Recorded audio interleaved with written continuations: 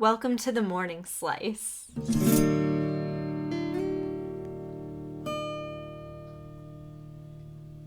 Hey there, this is your host speaking, Brianna McNerney, and I'm so excited today to bring you our very first guest on the Morning Slice, Mr. Ken Hicks. Now, Ken is a Marine Corps veteran. He is the founder of tech recruiting firm Broadwing, and he is a multi passionate entrepreneur, a man of many hobbies, and a deeply caring person who really does so much to provide as much as possible for his community. And I admire that about him. Ken and I went to high school together, so we've known each other a really long time, and I can't think of anyone more perfect to be interviewing for the very first episode of the show.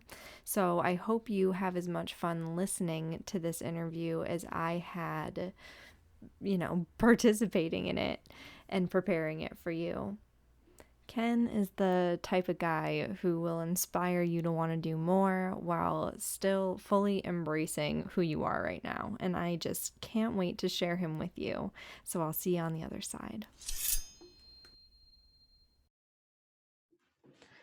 Hey, Ken, how are you today? Doing great. Happy closer to the end of the week. Yay, celebrating. I Yeah. thank you so much for being here with us today. No, thanks. I really appreciate the time, the interest, and the opportunity to talk about a number of topics in a very interesting and challenging time for sure. To say the least. But first, I would like to start on kind of a surprise light note because you have a truck that you Yeah. are obsessed with, from what I Yeah. can tell, and I want to hear about it. Yeah. For your truck, are you Okay. working on anything with it right now? So yeah, no, I Bruce is the name of the truck. Actually, hometown friend. I don't know if you remember the Narrows, but Lizzie, she named Bruce. She came up. I mean, it's just such a great name for a short bed truck. It's a '96 F-150. I found it under a tree in Western Pennsylvania, and I've been searching for an older truck to kind of work on. And so, we got Bruce healthy and up and running. And, it's interesting. I've had to do a lot of the stuff myself, which I enjoy. I think it's important to have hobbies, and I've always been a car fanatic. So, that's something that I've taken a lot of time to do. It's been a little over a year. Look, I'm like talking about Bruce as if like it's a puppy that I've rescued, right? It's been a little over a year, and Bruce is doing a lot better, getting comfortable to the surroundings, you know. Hey, you love him. But That's fine. yeah, yeah, and it's a stick shift. People don't really do that anymore. I love that about it. And but what's funny is I take it to I've tried to take it to a couple of different places for some of like the rust repair. Mm. And it's interesting, people will be like these are businesses, and they're like, we won't work on that. Huh. Why not? Yeah, they're like, it's more than what I'm interested in doing. Is like, I'm offering you money for services, but I'm serious, Pete. Three places have turned Bruce away so far in terms of like fixing some of the rust on the quarter panels, and they're like, we should just get an all new bed. And I'm like, a part of this whole restoration thing and a number of projects with me is like not just throwing things away. I love that. Just, I don't want to throw the bed away. I don't want to, just because you don't want to do the work, like it's a little bit more than just the truck, but I'm trying to like more in my life be like, how can I keep using this thing? And, like it is a vehicle. It just really goes from A to B. I drive it around town, and, how can I just keep using it? So yeah, I love the truck. People love the truck. It's so fun.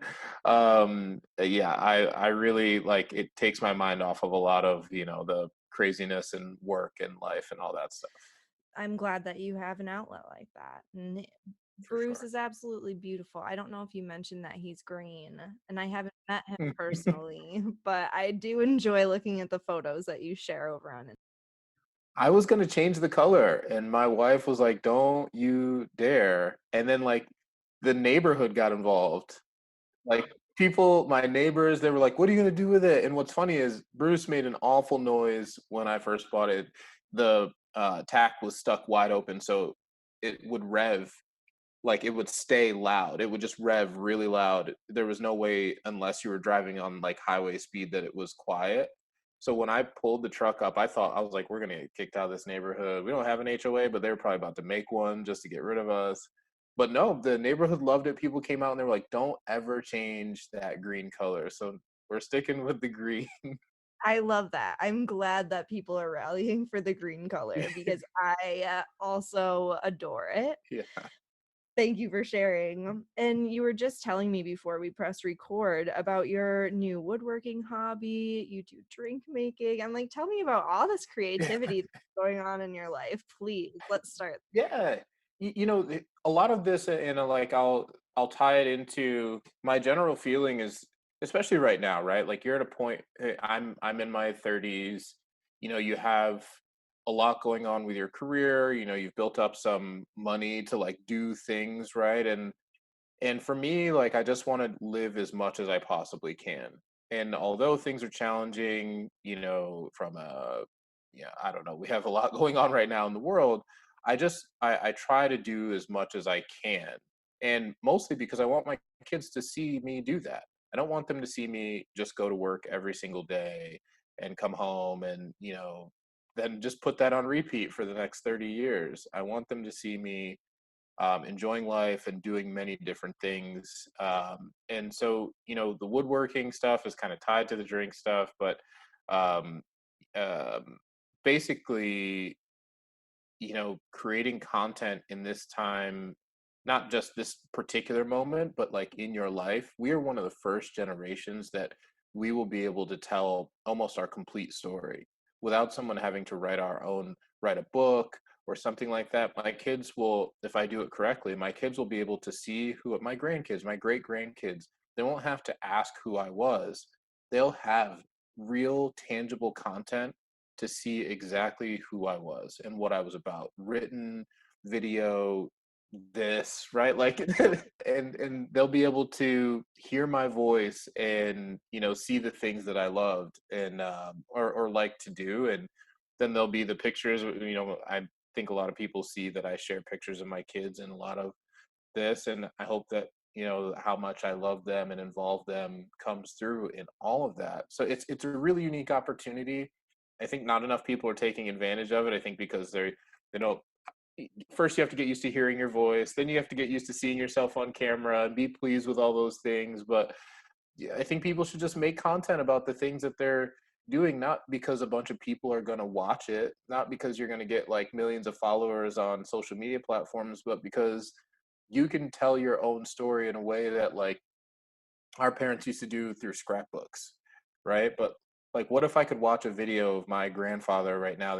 He built a lot of foundations for houses in Georgia, and if I could just like listen to him talk about his job and throw in little sprinkles about his, I don't know how many kids. I think my mom is like one of like 7 or 8. Like, like that would be phenomenal. And so hopefully that's a gift that I'm giving to folks later, Wow. you I know. love that. I really love that perspective on content creation and the opportunity that's available to all of us today. And of course, I know this is going to happen a million times as we're talking. You've inspired 5 different questions that I want to branch off onto. But one that was really popping into my mind, it is kind of a slight change of topic, but when it comes to hobbies, this Mhm. is a conversation I've heard a lot that people don't have hobbies. And so let me clarify first.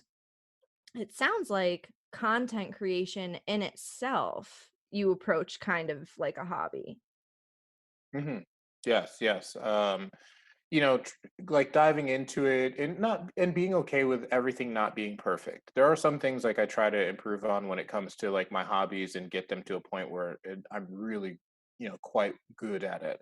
But with content, I think that what slows people down or where they don't even get into it, right? Like we all have a phone. It's crazy good at at this point, better than cameras. Like we were out there, you remember like we had the Mhm. throwaway cameras, like you had to take the to Walmart, get the Oh, yeah. film, you know what I mean? Like that whole hustle. And we don't have to do that anymore. You just pick up your phone and just point it at yourself and tell Mhm. your story.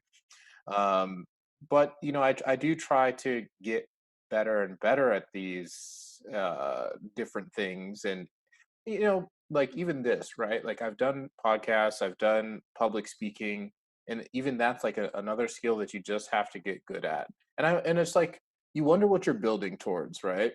Mhm. I think a lot of people think about that. They're like, "Oh, well, when will I ever use that?" Like, you don't know. Mhm. Like, I used to work in house at a company, and I remember a teammate got up to speak about a program that she was running in front of the whole company, and we were kind of partnering on it. And when she went to speak, she was nervous. Mhm. And then in that moment, it kind of struck me like this might be her first time speaking it to or a group of people or anything like that, where or it's like, a couple hundred people, which like could be intimidating. Mhm. And then, after I got a chance to grab the microphone, I went through my portion of it, and I had three people approach me afterwards, and and just because the contrast was so great, they were like, "Hey, do you speak like in front of crowds quite a bit?" Like, well, maybe I speak too much for sure. But that it is something I've worked on, and I've taken opportunities to give speeches. I love to get an opportunity. Like right now, my brother is he is dating someone that's very serious, Okay. and and I've been thinking, I love my brother so much. I've been thinking about what I would say in a speech to him for years now. But I maybe that's what I'm building towards, right? Like like just taking opportunities to speak towards. I want to execute on that so well for him that like I practice those skills, practice in front of mirrors. Not that speech particular, I'm not like running that speech by myself right now, but but you have to practice. And when you're given an opportunity, it's like when someone asks you to dance on the dance floor, Mhm. if you say no every single time when you're growing up all the way into your 20s, and by the time you're hitting it at weddings, then it's going to be a little ako taco when you get on that dance floor. You're like, dang, I've been saying no for like 2 decades. To say the you know least, yes. yeah, you got to say yes, get out on the dance floor. Oh, I love that. And what I'm hearing is that the way you approach your hobbies, they have this impact both being professionally useful, like obviously public speaking, content creation, that's got to be helping you in your business life.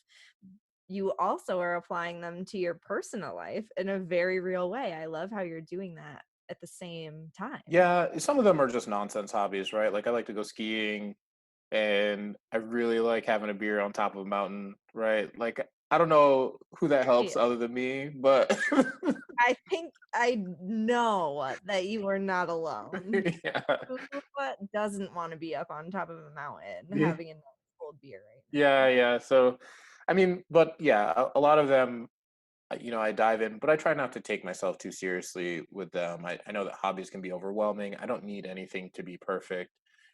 Sometimes that's a flaw of mine, but and I think maybe people think because I'm prior military and all this stuff, the prior Marine Corps specifically, that I need stuff to be perfect. I really don't. I enjoy having a good time more than having things be perfect.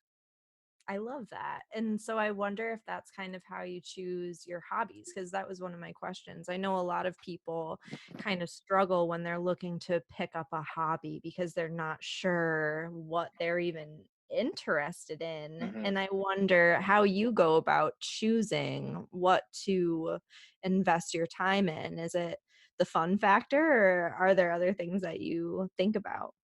I think I think it's an interesting approach. How do people choose a hobby, right? Like I said, I get invited to do a thing, and I usually say, "Yeah." I don't know, like going for a ski trip when I was younger. Then I was like, "Oh, that's something I kind of know how to do." I wasn't great, but then for the past like 6 years, I've been spending time out in Colorado, getting pretty good at that. But if I hadn't like tried once, right, then maybe I would be like, I don't know, right? So I don't know. I don't. I really maybe a part of my skill set there is like the willingness to go. and try new things. I'll go try one thing and I'll try it hard that one time. If I hate it, then I'll never do it again, right? But I will go try it, and I think that that's different than searching out a hobby, which I would think is really incredibly hard.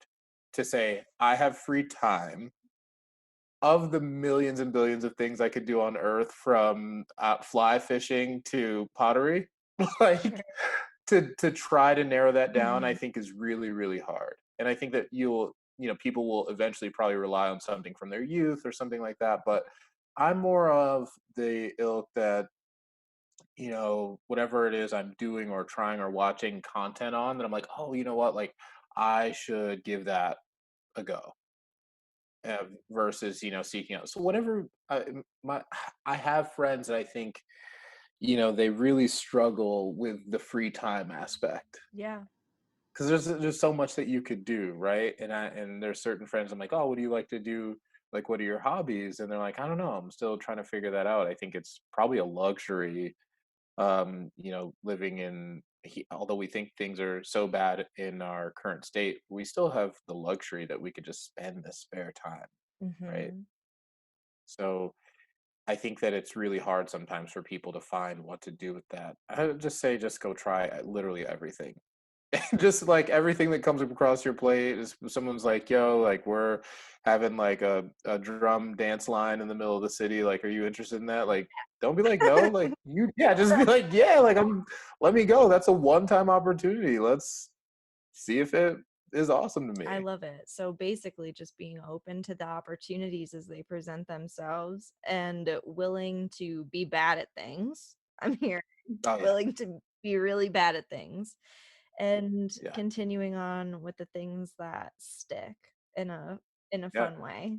I love that. I Yeah. hope somebody can hear that and find a hobby because I agree that hobbies and fun, it is a luxury. It's a privilege that we have to be able to spend our time in that way.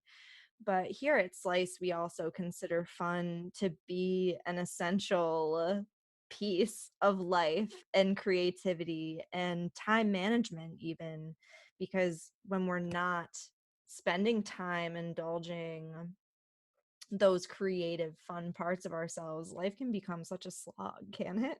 Oh yeah, yeah, for sure. You can't. I'm really wary of things that like suck the life out of you, whether it be like, even like my truck, right? Like stuff like machines, homes, yards, other people will just suck the life out of you.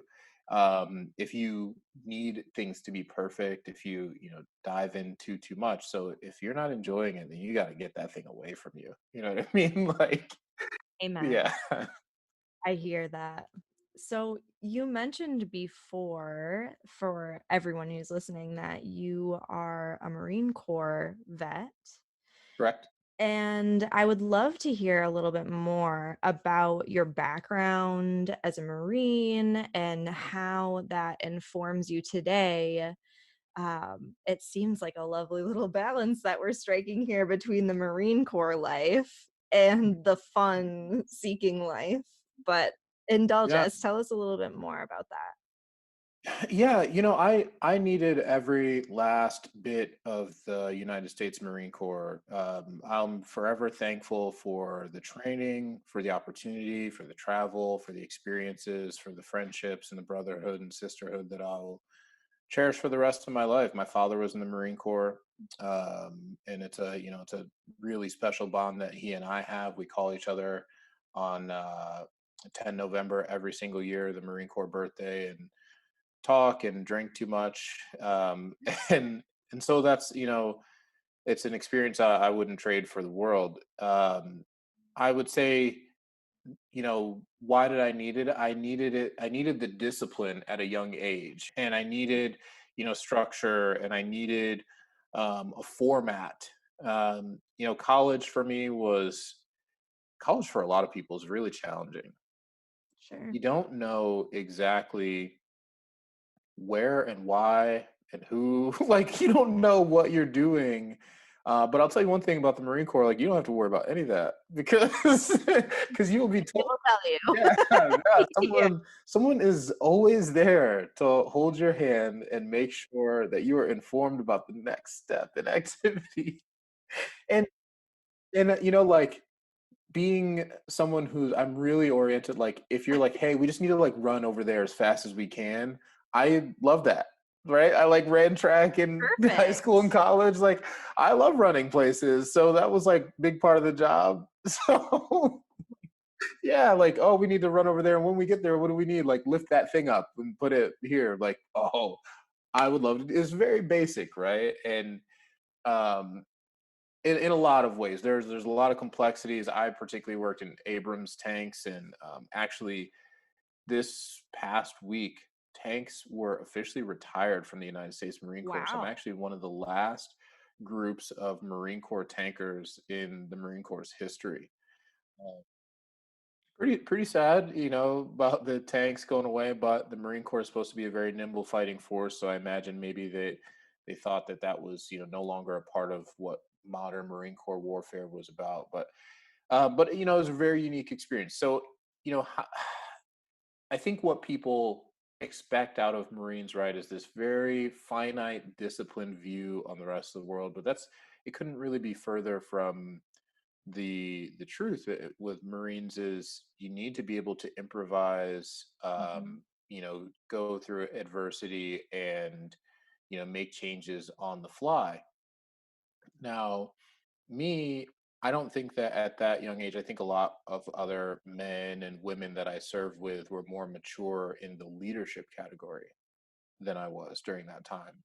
Hmm. Um, but getting a chance to work with some of them, I think that those are the things that guide me today, is taking all of those examples. Now here's the biggest thing. I think a lot of people carry weight with disappointment from their parents, or things that they did growing up.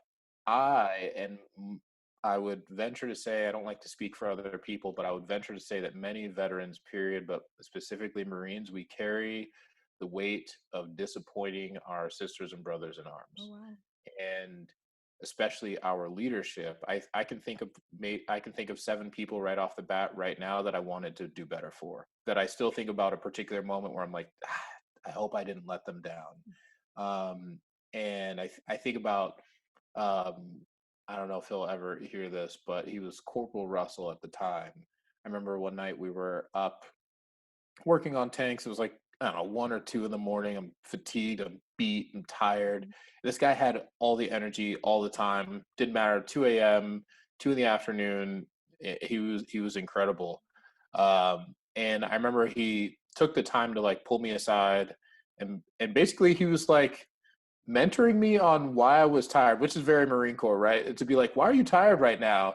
And like for that to be a critique, right? That's very Marine Corps to be like, yeah, we don't have time for you to be tired. I was still doing the job, but I wasn't doing it with the energy that I think he knew I had. It was like just like 2 in the morning, and he's still like, nah.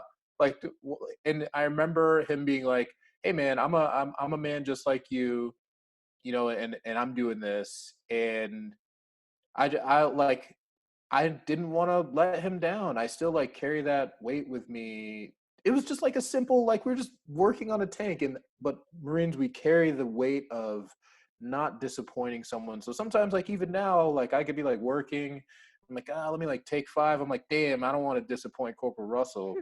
So let me, let me like get some energy right now, because I don't want him to think like I'm lazy, even though I haven't seen that dude in like since 2000, I don't know, 12. I'm still out here trying to like earn the respect of my fellow Marines, and so that really drives me. I've had someone who I cherish, really closely, a friend of mine from the Marine Corps, tell me that he still talks about my performance in the Marine Corps to some of his junior and younger Marines. That means the absolute world to me, that I was able to set a good enough example that somebody who I respect and look up to, his name's Drew Stanton. He's a chief warrant officer now. For him to mention my name in any capacity or any of my past experience to Marines that he works with today, I can't tell you what that means to me. So, how does my Marine Corps background impact me today? It's more about I don't want to let any of those people down. Um, if I were to do anything wrong right now, they would still put, um, former Marine. Let's say, if I were to get it a DUI or something like that out in town, that's a very Marine Corps thing to say. Um, they would still list that. And I never want to put a blemish on the Marine Corps or on my sisters or brothers in arms. And that's the biggest thing that, and how does it inform my approach to life and business? I'm just trying to do my best to uplift that particular brand because I believe in it. And then that kind of suits into my belief in this whole experiment we have going on in America is that you need women and men who are willing to do those things so that we can do these things, right? Yeah. I would love for you to elaborate on that a little bit more if you're open to it. Um, the experiment that we have going on in America right now and how you see all of that you've just shared as Hmm. potentially helping us in the future of surviving this simulation Yeah. that we're living in.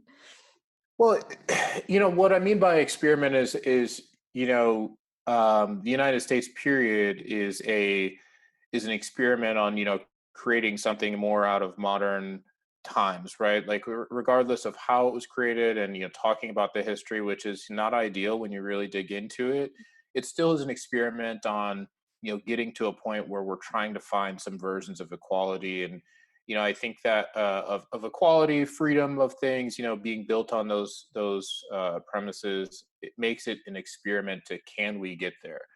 um, and so a fighting force I think is important to that. Now how we use it I think is something to always discuss and always continue to critique. I think that that's okay, even for the Marine Corps to say, hey, the way that the whoever the president is at the time, how do they use that fighting force? All of that stuff is up for interpretation and to be critiqued, and that's what makes the United States what it is. Even talking about our history and bringing those things to light, all of that is important to the experiment of can we get there? Can we get to a place where we have you know more understanding from person to person, equality and freedom across the board through all of the systems that we work and live in? I think that a lot of the temperature right now across our nation is we're not doing so great, right? but but that doesn't mean we should stop the experiment, Sure. right? Mhm. I think that a lot of people are very fatigued. I'm fatigued. I'm tired, of having the conversations, of going to talk to people that I think are very dug into their stances, and they see me, and they see who I am in terms of my stance as an enemy in a lot of cases. And right now, on this platform or many others, I want to get to a place where we can have conversations without seeing the other person as an enemy. That's so polarizing right now. I think that we're doing it more and more. So, I think that a lot of people I serve with are very, they have opposing views to my own, Mhm. and I value that because it continues to challenge me. And I don't want to give up on that. I think that the tie and the bond to those people helps me continue to want to push to have those conversations as well. It might be painful, but it's important. Sure. It really Well, is. and something that's standing out to me that I'm curious about, maybe you can confirm or deny for us. When many people, or at least when I think of the military, not everybody has a great experience in the military, right? And I imagine that all branches of the military are different, but one of the biggest challenges I've heard from veterans who didn't have a great experience is that they felt like if they had a disagreement with what those orders were, then they couldn't necessarily express that in a meaningful way. And what I'm hearing from you is that the message that you received, or at least the message that you take away with you, is the importance of that critique. And I wonder if that, maybe if you notice that that is something that's different about the Marine Corps from other branches, or like, is there anything that's popping to mind for you when I bring that up?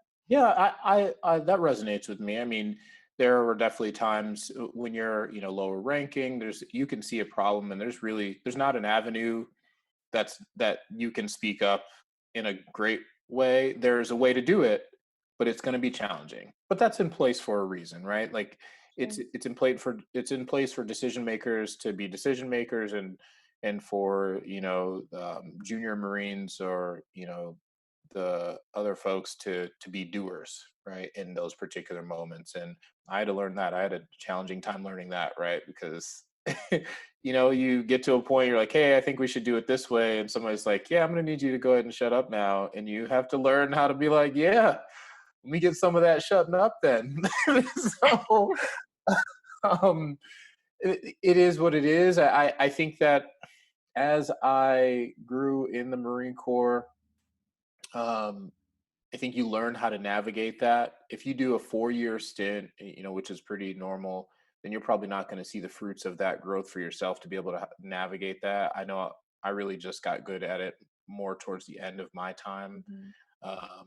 And what I find with some of the Marines that stayed in is, they obviously, as they gained rank and stuff like that, they were able to communicate those things a little bit easier. The channels are a little bit easier, but that also comes with being more of an adult. When you're a junior Marine, you're like, a lot of folks, you're like 18, 19. I cringe thinking about, like, anything I might have said, that I thought was like a good idea during that time of my life. So, Same. you know, yeah, yeah. Like, I think anybody can, like, kind of, that that resonates with them. It just it's built that way for a reason. I will also say my experience is built on being a high performer. Mhm. I was my company honor graduate coming out of boot camp. I was my MOS school company honor graduate, MCT combat training company honor graduate, and then perfect scores on physical fitness and things like that coming into the Marine Corps. And I will say that drastically changed the experience I had. Sure. Right, Mhm. so I was made into somebody who could lead, or was an example at least for people to follow. And honestly, it was like good and bad, right? So, but it changed my experience. So, if I were to say something, right, given that like visual standing of who I was, then someone might take it, with a little bit more weight. Sure. Then, and that's not lost on me, that my experience throughout the Marine Corps, because within the unit or team, it's just like any team, any office that you work on. When people think that you're a high performer, that kind of puts some weight behind what your experience is going to be like. So, Sure. I think about some Marines who, they probably, given the opportunity, would have done things or operated in a way that would just be worthy of all the medals and all of the honors. But if you're not given that opportunity, then you only shine in a certain way. So back in garrison, when you're back here in the country, you're not at war, and I'm out here running, perfect scores for just basically, it's just like SAT, ACT, right? Like, you're like, oh, you think that student's going to be phenomenal, but like, how are they going to be in the workforce, Mhm. right? And so that's where the playing field really levels out. Yeah. And so I would say it's a bit of a shame, but hope, every you just want every Marine to get the opportunity to show what they really are made of. And so I think that there are a lot of Marines out there, or probably other service members, who don't get the opportunity to show where their strengths are given the scenario. Sure. You know what I mean? So, because I have no doubt that some of the Marines, maybe they don't run the perfect PFT score, which is the physical fitness test, or score the highest on some of the, like, just graded kinds of things. But I have no doubt in my mind that in country or in scenarios, they would perform as well or above, someone who performs well on those graded assignments. I have no doubts about that. And so I think that people's experience is probably very, depending on what their timeline in the military had for them, you know. Yeah, absolutely. Well, I thank you so much for your service and for sharing the experience with us. And I really want to dive into your business, but I could talk to you about this forever. Yeah. And one more question that's coming up that might be helpful for listeners is um, you mentioned the way that the Marine Corps has helped you adopt a sense of structure in your life that you really needed. And I know for me, and I'm assuming for at least some of our listeners, structure is a challenge.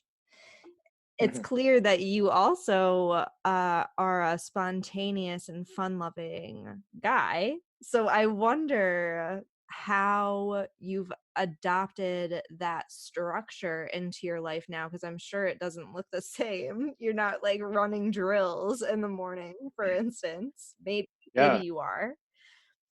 Yeah, I still get up and run, not at the same time, but well, I've been actually running more at like 5 a.m. these days, out of necessity for the weather. But honestly, Brianna, I've had to lean into who I am, and I'm just not a very structured person.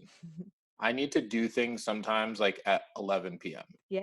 I need to do things like I need to like not clean the house one day and I need to like really clean the house the next day, right? Like for no in particular reason other than the feeling and the vibe that's going on with me. Now my wife is completely opposite. She's very regimented and maybe that's like part of my like winning soup, right? Is like she's like in the soup making it like be soup and I'm like over there like spilling the sides out like getting it all over the table, right? But she's cleaning it up, getting it back in the Yeah. bowl. Um I can't, it just feels so cold to me. It feels like unnatural to be like, I get up at this time and I do this thing, and I can do that for like 3 days before I'm like, I'm just gonna eat potato chips right now. And then, like I'm gonna run that off later, but this is chip time. And if anyone has a problem with that, like deal with it. So, Yes, I love that. Well, it sounds like one of the things that you learned about structure that you've implemented is that it's not your strength and you like to surround yourself with an environment that helps put some structure in there for you yeah. that isn't necessarily self-maintained. Yeah, yeah, no, for sure. I mean, um, I do. There are certain things that I try to abide by, and that they have to get done. But the timing in which they get done, and I'm sure people who work with me will totally feel this, and it's really off the beaten path. I don't know. I think a lot of people like to feel like they're perceived as structured individuals, and I'm sorry, I've I just love given up it. on that shit. I mean, Give it up. just Send it up. like it, yeah, I don't know, you can only do but so much, right? Like if my life like seems like a mess in one moment but I'm comfortable, then cool. I know that like I'm going to put it back in a certain way, but it's like this way because like I said Right. earlier, you can't let things just like own you. You can't let like the perception of like a clean room or like that everything's packed and put away in its specific spot. I want to spend time with my kids, with my wife, with friends. That stuff is more important to me than like that everything's put away just right and that I arrive at a place at a particular time and do a particular thing. Like let's like I try not to put this on my friends too much, but like I will show up at your house with drinks and be like, "Yeah, let's you trying to do this now?" And they'll, like for them to just be like, hey, I try to call ahead now as an adult, right? People have kids and like wives. But I'll just be like, hey man, like I know that it's Thursday and it's lunch, but are you trying to get drunk right now? And like I'm sorry, but I need friends where the answer is kind of yes sometimes. Like we can be spontaneous and just kind of go with what the day wants to bring us. Yeah, or like just a couple, drinks with lunch or something, or maybe like I don't know, like I'm just gonna take the afternoon off or take the morning off or just do something different with the week. It kind of has to be that way for me to be productive in the next moment, right? Which will be like I don't know, work or do X, Y, or Z with your kids or what needs to be done. It feels like to me it's like always constantly preparing for tax season. I'm like always taking a break, preparing for the rigidity of something as stringent as taxes. Sure. Yeah. No, you're absolutely among friends here. That is how we approach time management is really by embracing a sense of spontaneity and following where the energy is leading you in a given moment. At least for me and for the clients that we've worked with at Slice, that's what works when it comes to actually getting things done in a timely fashion, even if it doesn't look perfect, right? And I it's very gratifying, I guess, to hear a military man such as yourself say that that works for you too. So thanks for putting your stamp of approval on it, I suppose.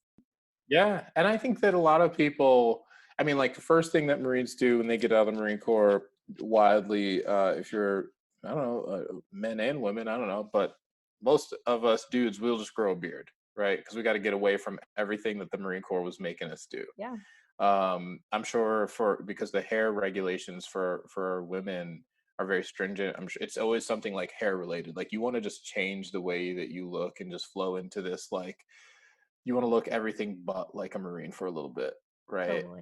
And then it's like as you get older, there's like this sliding scale of like Marineness that creeps back into your life until you turn into an old salty veteran.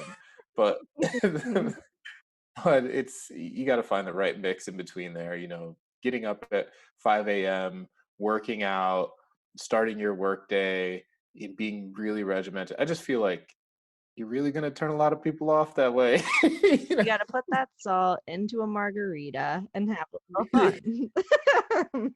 For sure. I love it. Yeah. Okay, so let's finally talk a little bit about what you've got going on professionally because I love Mm, talking with you about this. And you are the owner of Broadwing, which is a recruiting company. mhm. And you guys do things differently. One thing that has stood out to us here at Slice is how you prefer building partnerships over competing with other firms. That seems really unique to me, at least. And I wonder if you can tell us a little bit more about that approach. Maybe that was inspired by the military a little bit too. I could see how that would happen, but I'm very curious to hear, how did you come to value partnerships over competition and how is it working for you? Yeah, it's working out well, especially in this moment where there's not a lot of hiring, at scale. The market was very hot prior to quarantine and COVID-19 global pandemic. But now in this particular moment, there are companies that are still hiring, but not as many. Luckily for us, we had a diverse client base and have been able to, keep operating well. But the partnerships have been very strong. We've had, a couple hires with partnering firms that that wouldn't have happened like in the way that I was brought up in recruiting. In recruiting, for a lot of people, they come up in an environment that's so cutthroat that even people within their own organizations, if it's other recruiters, like you want to beat them to that candidate and which is natural competition is fine, but cutthroat in a way that you would never share information about a client to another company. Mhm. Whereas it seems a little backwards, right? Like if I am, in a partnership, or let's say that I'm, just talking shop with another recruiter, and I happen to mention who my client is. If they're able to sneak in and get that client from me, then maybe I wasn't that good in the first place. You know, my relationship with my clients should be strong enough, and I should perform well enough that, or something there has to be unique enough that they want to continue to work with me. Um, and it's not like, and now we live in an age of information, right? Like anybody knows all the companies, right? Like you just go on Google and be like, tell me all the companies in Pittsburgh. And if you want, you can canvas all of them and try to get your sales game going on in there. So nothing's stopping you from competing with me. It just doesn't make the secrecy doesn't help the candidates. It doesn't help the companies, so the clients, and it doesn't help the firm to be so stringent. And I just felt like from my upbringing in recruiting, for me to be successful, I needed, again, to get away from the rigidity of what those models created.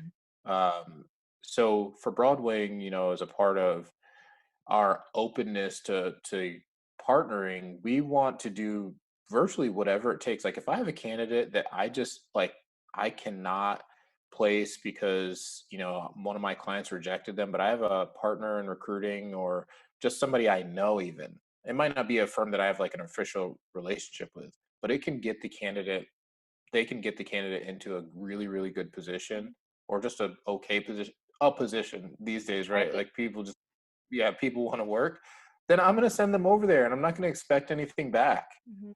Um, because we just have to help someone get their job. They should not get a job because I'm trying to make money off of the placement, Mhm. right? Like that's completely the wrong idea about being in recruiting and hiring. Yeah, I do want to make like money so that my company can keep doing fun things and I can keep having this like fluid play golf, make bourbon, boxes, lifestyle, go skiing on a mountain. But As you um, should. yeah, but at the end of the day, right, you have to stay true to what the mission is. And the mission for us is to get people into a position that they're excited about. Hopefully, I mean, just nothing feels better than being able to extend somebody an offer to a job that they're really, really excited about. That to me is phenomenal. And we shouldn't ever let some red tape stop that because of, we're trying to make a dollar off of that placement. Sure. I absolutely love that approach. And I'm sure that your clients love it too, especially the individuals that you work with to get them placed. I know I would be so grateful, surprised in the best of ways to be sent over to a whole different recruiting firm just for a better opportunity. So I really appreciate that you are bringing that into the field. And I wonder, is there anything that you want to share? Anything else that you'd like to share about the background that brought you to this point in recruiting? Mhm. Yeah,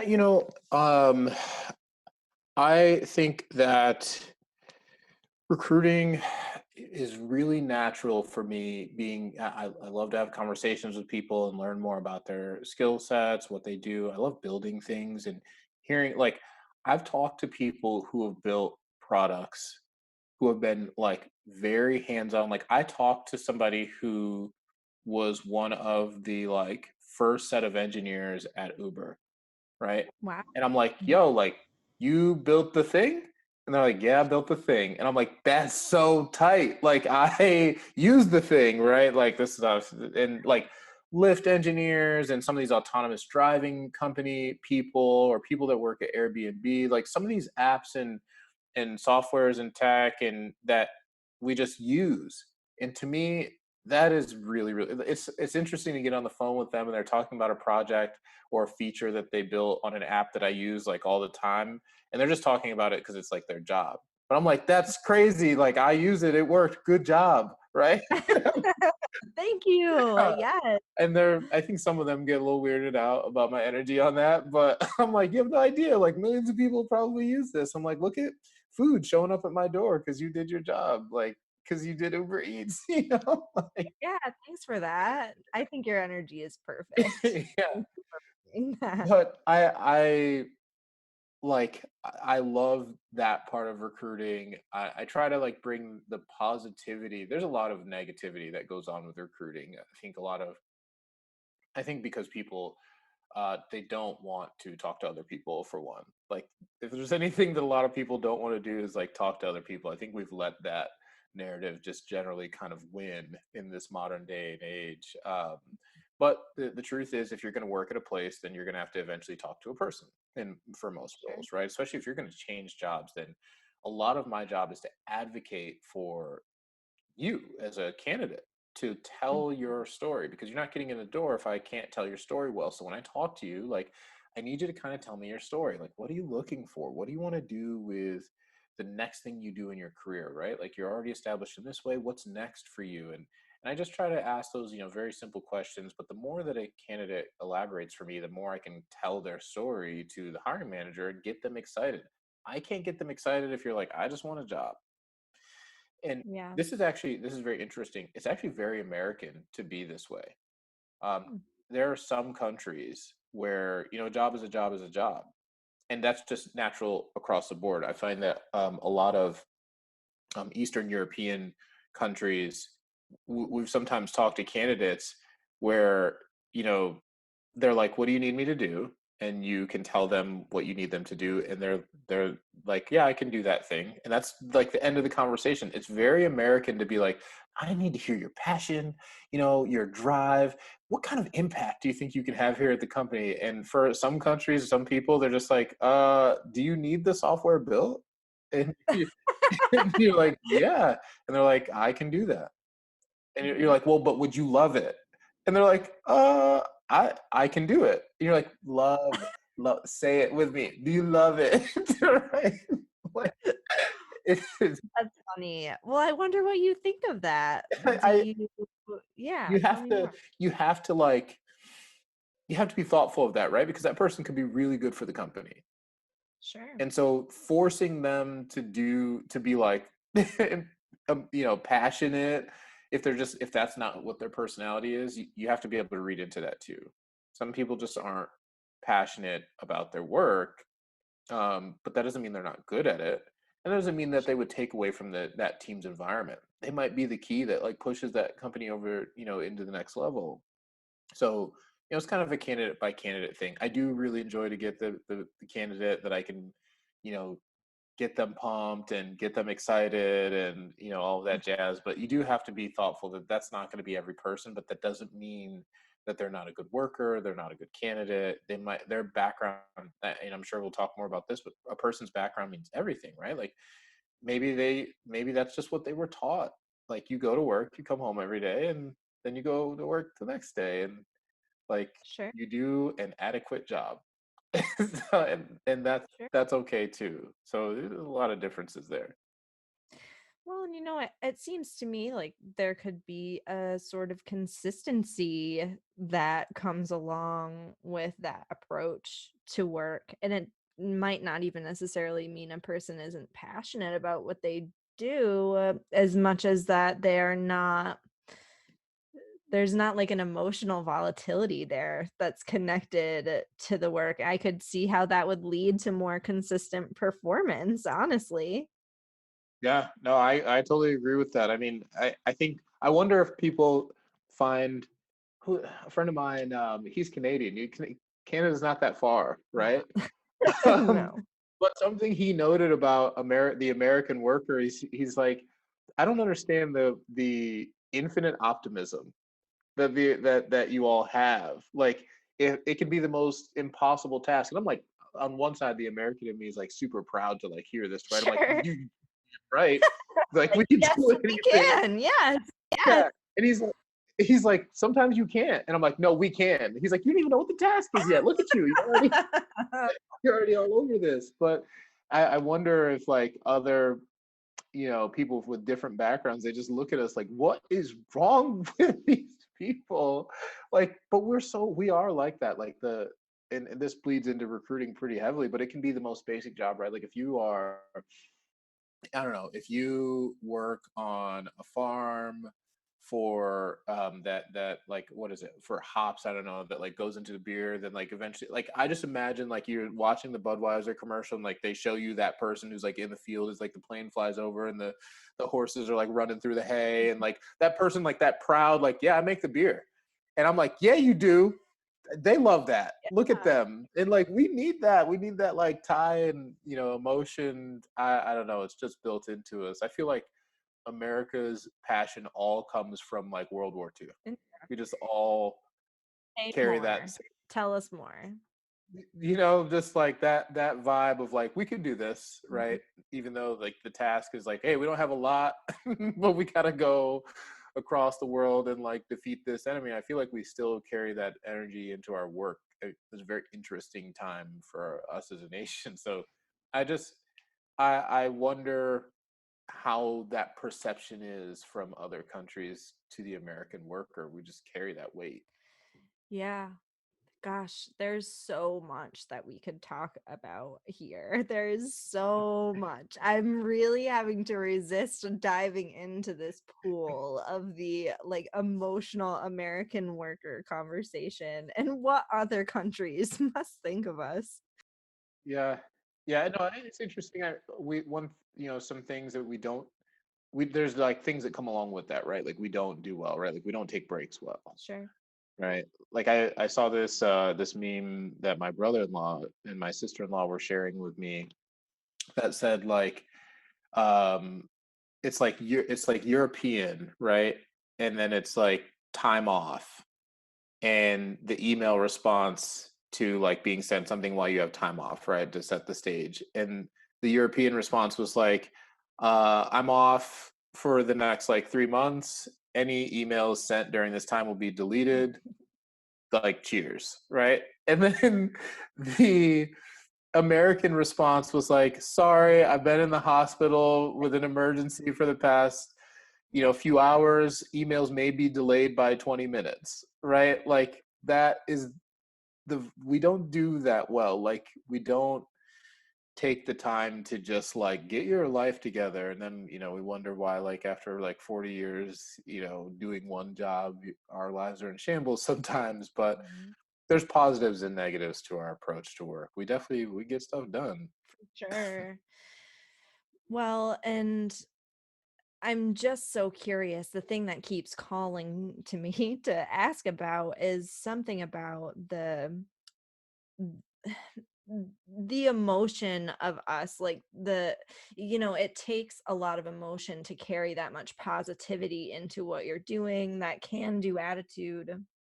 And I wonder if we are open enough to the other side of that spectrum, because from everything that I've experienced, the other side of the spectrum is there, and we have to be able to take those breaks, to take time and do our hobbies, to spend some time with ourselves, to kind of recalibrate and let the things settle and learn about ourselves, right? And you've noted a couple times we have a hard time as a people doing that. We have a hard time as Americans. It's like we have to be positive all the time. And I wonder if there's anything that you'd want to say about that. Yeah, well, so our work environments don't allow us to be otherwise, Mhm. right? So we need good hiring managers, good managers, period, right? We need good teammates. We need people that are going to say, hey, like if you're going on vacation, like throw your phone in the ocean, throw it directly in the sea, Yeah, and like never look at it, and like we'll buy you a whole new one when you get I back. love And that approach. Yeah. like but we don't do that, right? We're like, oh, you're going on vacation. Like we like some manager like in the background lets out like a loud sigh, like, oh, like how long are you gonna spend time with your dumb family? Like, that's that's more us in to be like, oh well, so and so's out, and like things are just crazy right now. I think I read this. I wonder if I can't really remember if it was an article or whatnot, but it was like things don't have to be crazy. I think it's a book. Looking at my shelf of very stereotypical CEO entrepreneur books, Mhm, but like things don't have to be crazy. mhm, They don't have like if they are crazy, like no one's doing a good enough job like mitigating the crazy. Now, if your company is going after some ambitious goals, but it's just burning people out, mhm, I don't know, then that's something to like to think about. I think very successful entrepreneurships, of course, for a few people and for a period of time, it definitely burns them out. mhm, You know, I a company that I think about a lot is like Slack or um just a couple of like smaller services firms that grew very quickly, or or in high tech environments, or where the demand was high, and these companies that have still managed to like protect their teammates and move to policies that encourage people to take breaks. I think it's possible. Hmm. I just think that companies have to put more emphasis on it. Um, if you do achieve, maybe I wonder if this is a bit too deep of a dive into, the American worker and how we think about these things. But let's say you are successful. Let's say you're the first company to get an autonomous vehicle out there, and something's on the streets, and you're doing, and your company did it, but you know 2 years after the fact, everybody who ever worked for you is like, that sucked, you were awful, and you drove us into the dirt constantly. I don't For me personally, I don't want that success. Hmm. And maybe that's why I'm not like, some CEO of like a 400 person services firm. I think I'm okay with that, but I just wonder if maybe we got to want a little bit more, like less, if that makes any sense. Like we can still achieve the goal, maybe with more people, maybe on a slower time frame, but I just, I feel like it's taking a big toll on a lot of folks to go so quickly and so hard with not any kind of natural amount of rest. Does that make Oh, sense? absolutely. It makes a ton of sense. And I absolutely agree with you. I feel like it would do so many of us in America a lot of good if we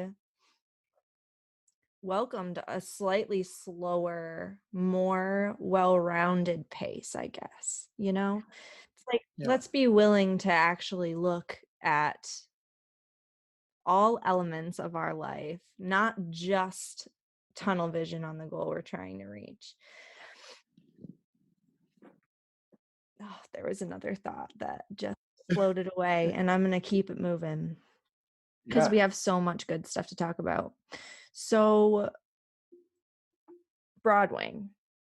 Yeah. Broadwing is a remote business, which I love, and you go all over the country to work with your clients. But we've also talked about how you're really involved in your local community. Mm. And I would love to hear about the way that you manage that. Is that something intentional that you do? Yeah, it's really intentional. I think that those are two separate brands that you have to work on. I think that you have to be able to, like, when it comes to like traveling and working in different. You have to like learn an ecosystem and environment. Simple stuff like if I'm recruiting in Colorado, and my clients in a particular place, and I'm recruiting candidates in that region. I need to know stuff like how far is someone willing to travel to that office, or or something like that. Like I need to know the terrain, and what people do or don't want, from a job perspective in that area.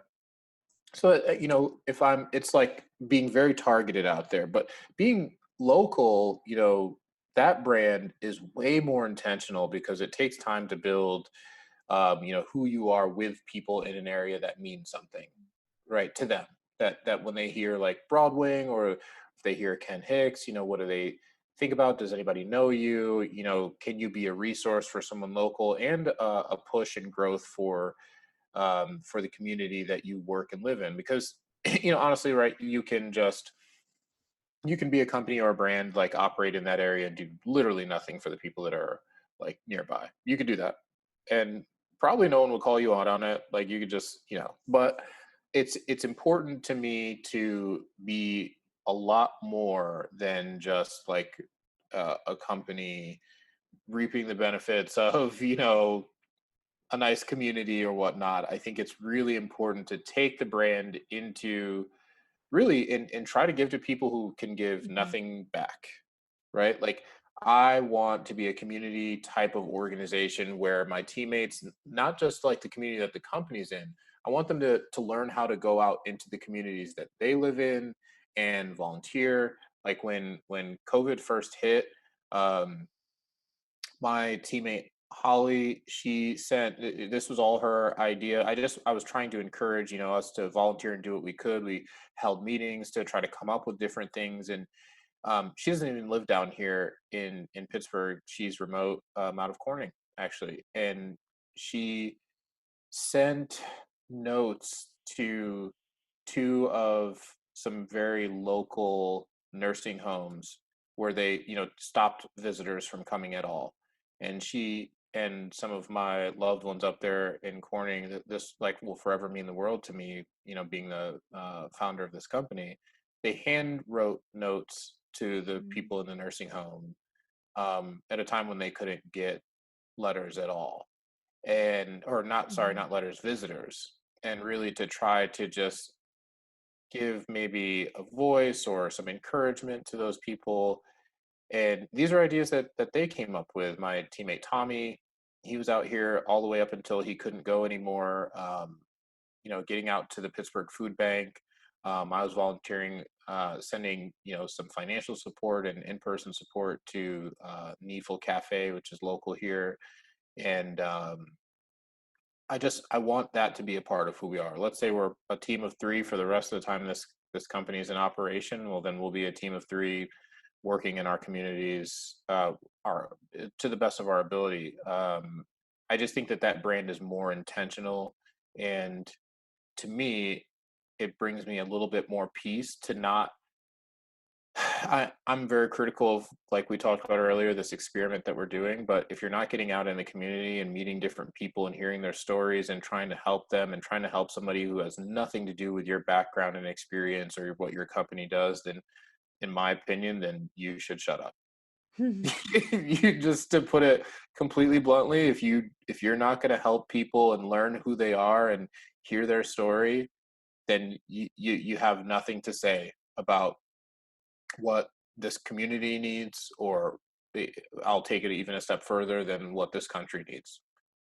If we can take on a better approach, and I know for a fact a lot of companies, they spend like once or twice a year, maybe if that, to get out and volunteer, and it's always driven by team members or something like that, right? Give your Make it so that your teammates once a week can spend half a day volunteering. You're a company that raises, if you're a startup company and you just raised 600 million, 700 million, $1 billion, you can allow some team members to spend half a day a week going out into the community and making a difference. You can stop stepping over the homeless people that are right in front of your office, and spend the time to get out in the community and try to make a change. I don't know if you can move the needle, but the attempt is everything. When that kind of cash is flowing to these companies, all to the same people, all to the same groups of Mhm. people, I'm not just like that legitimately pisses me off. Yes, same. And it's actually reminding me of the conversation that we just moved on from, which is, the positivity of the American worker, right? And something that I've been noticing a lot lately, I wonder what you think of this, is that we've almost been bred to be so positive because we're grinding the wheel for those people who might be receiving most of the resources. And I love this shift in leadership that I'm hearing from you. That's like, let's celebrate and become, more importantly, let's become those leaders that want to spread the wealth around, literally. When we're receiving in our business, let's give that back to the communities that are surrounding us that need that nourishment. uh yeah, what do you think of all that? Yeah, I do. I see, like, very, and I talk about this all the time with people. People think that, not to get like political with it, but the way that people look at our system in general is that, oh well, if you work really hard, then eventually you can rise up and be one of those people, which may be true. You need like a lot of luck, right? You can come up with an idea, and then on top of that, you got to be like a driver of people yourselves and burn them out, and stand on all of their shoulders to get yourself to the Mhm. top. But it just, in my opinion, doesn't have to be that way, right? Like, maybe what we do here at Broadwing will always be smaller scale. I don't know. I'm still like walking through my journey of like, do I want to build this into like a bigger firm? Like, what is my overall Sure. goal, right? But whatever I do, I don't want to do it on the backs of people, right? Like I whatever it is that I achieve, I want to achieve it as much as possible with people. That's why for our recruiters, we have a really different setup where they get such a large portion of the commission versus if they were at a different firm. If people work for Broadwing, they'll you I haven't heard another competitor yet that gives out such a commission the way that we do. And that's for the like I want buy-in, I want your life to improve and enhance. Like because you work at a place that values how much it can stink to get one single hire. It's Yep. tough, especially in a challenging market. So that should be greatly appreciated, right? Like it just it doesn't have to be on the backs of people. We should be more thoughtful about, I think it like a lot of people take the approach of like, oh well, it's funny how we act about like billionaires, right? We're like, oh well, we shouldn't tax them more because they worked hard to get there. Like, I'm sorry, but that person who is like baling hay at like 40 years old so that like Budweiser can make more beer, baling hops, I don't know, whatever they're doing, they also work really Yeah. hard and they're giving their body to whatever that is. So to disperse the money a little bit more, getting programs that give cash to communities in a different way is not like taking away from the American dream. To me, it's enhancing it for a broader spectrum of Mhm. people. So I I really wish that the narrative that everything is fine and the system is set up to benefit literally everybody would go away. Huge companies right now, like I'll be completely honest with this. Okay, as I started Broadwing, I personally started making more money, which allowed me, well, for one, to take on more hobbies. So, my general life is just better, right? Like people like just like up and go skiing in Colorado, like, yeah, I can do that, right? My life is just generally better. Here's the other or my quality of life and the things that I want to do, right? I'm not saying my life is better than other people's, but my quality of life, the time I can spend relaxing and the things that I can do with that are better for myself than previous to that. Here's the other thing. I have money that I can invest, right? Because yes, I did work hard to get to this particular point, but now I can play in a different game that I wasn't able to play in the past, right? Because my company performs. So now, like, it's like a sliding scale of improving, which is very interesting because I can watch people who work harder than me, but if you play the game in this like really right way, then it's funny how things start to skew in your favor versus like my wife who's worked in a hospital system for I want to say close to 7 years now. And she has gotten promoted and that's been great, but it like very incrementally. Yep. And and she's luckily not in ER nurse anymore, but she was doing that. She did that in Washington DC and she did that here in Pittsburgh and then she's worked on a couple of different units and now she's in nurse education and and that's all good and well, but honestly, like she busts her ass as she spends time outside of work to make sure that everything's right because she is very regimented. She'd have made a phenomenal Marine for sure. But she, the like I'm for me to like make as much money as she makes, like I'm gonna type on my computer for a little while, like talk to a couple of people, and then like it's like imbalanced. The more money that somebody makes, the and maybe it makes sense, the easier things become, but I just feel like there's no incentive for like I could just not give anything away at all, right? Like the tax situation shouldn't become easier for me, and remain as challenging for somebody who's trying to come out of the middle class or out of, whatever, or lower middle class or below the poverty line. Like we shouldn't have cities where the poverty line is $75,000 a year, right? Like that to me, and that's so I'm talking about I'm being critical of San Francisco, Okay. where the poverty line is like. So here's how I found out about this. one of the Golden State Warriors basketball players who was like, I don't know if he was a rookie or something like that, but he came up on a 10-day contract. So, Golden State, they play in San Francisco, or they used to be in Oakland. Hmm. And this is an NBA player, but because his contract was so minimal, when he first started out at 75 or something like that, $1,000 a year, or 100, they were joking that he was technically below the poverty line in San Francisco, an NBA player. Now, the city, I don't know if you've ever been to SF. It's like, it's the amount, the homeless population, It's huge. it's bad news. Hmm. It is bad news. Now, let's compare that to the other view of the city, which is, where's all this, like the VC funding and, you know, all of this capital being poured into to the innovation, and I, no qualms about it. I absolutely love California. Like, legit tried to move my family there like on 25 different occasions now. Yeah. So, but I'm critical of it because I should be critical of everywhere in this system, right? Even a place that I love. Hmm. And so, where is all this capital for innovation coming in? Um, right there, that money is right there, and none of it seems to be going to really drastically improve this homeless scenario. I believe some of the brightest minds are sitting right there in that area, and we're not attacking that problem. I know some people are. Um, I know a person. She's an ex Googler. I guess that's what they call people who worked at Google.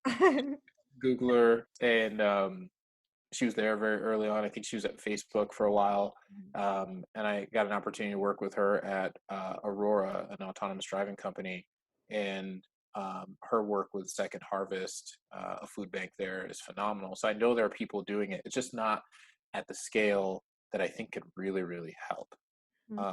So it's I could go on for days about kind of the way I think that cash should flow. I don't think that my model is exactly the right one. I don't think that, for innovation and growing and going fast and competing against other nations in terms of tech and whatnot, I get that's challenging. I just think that we could be better. Oh, I absolutely agree. And, who cares necessarily about being right on your model? It's like, let's be willing to just try.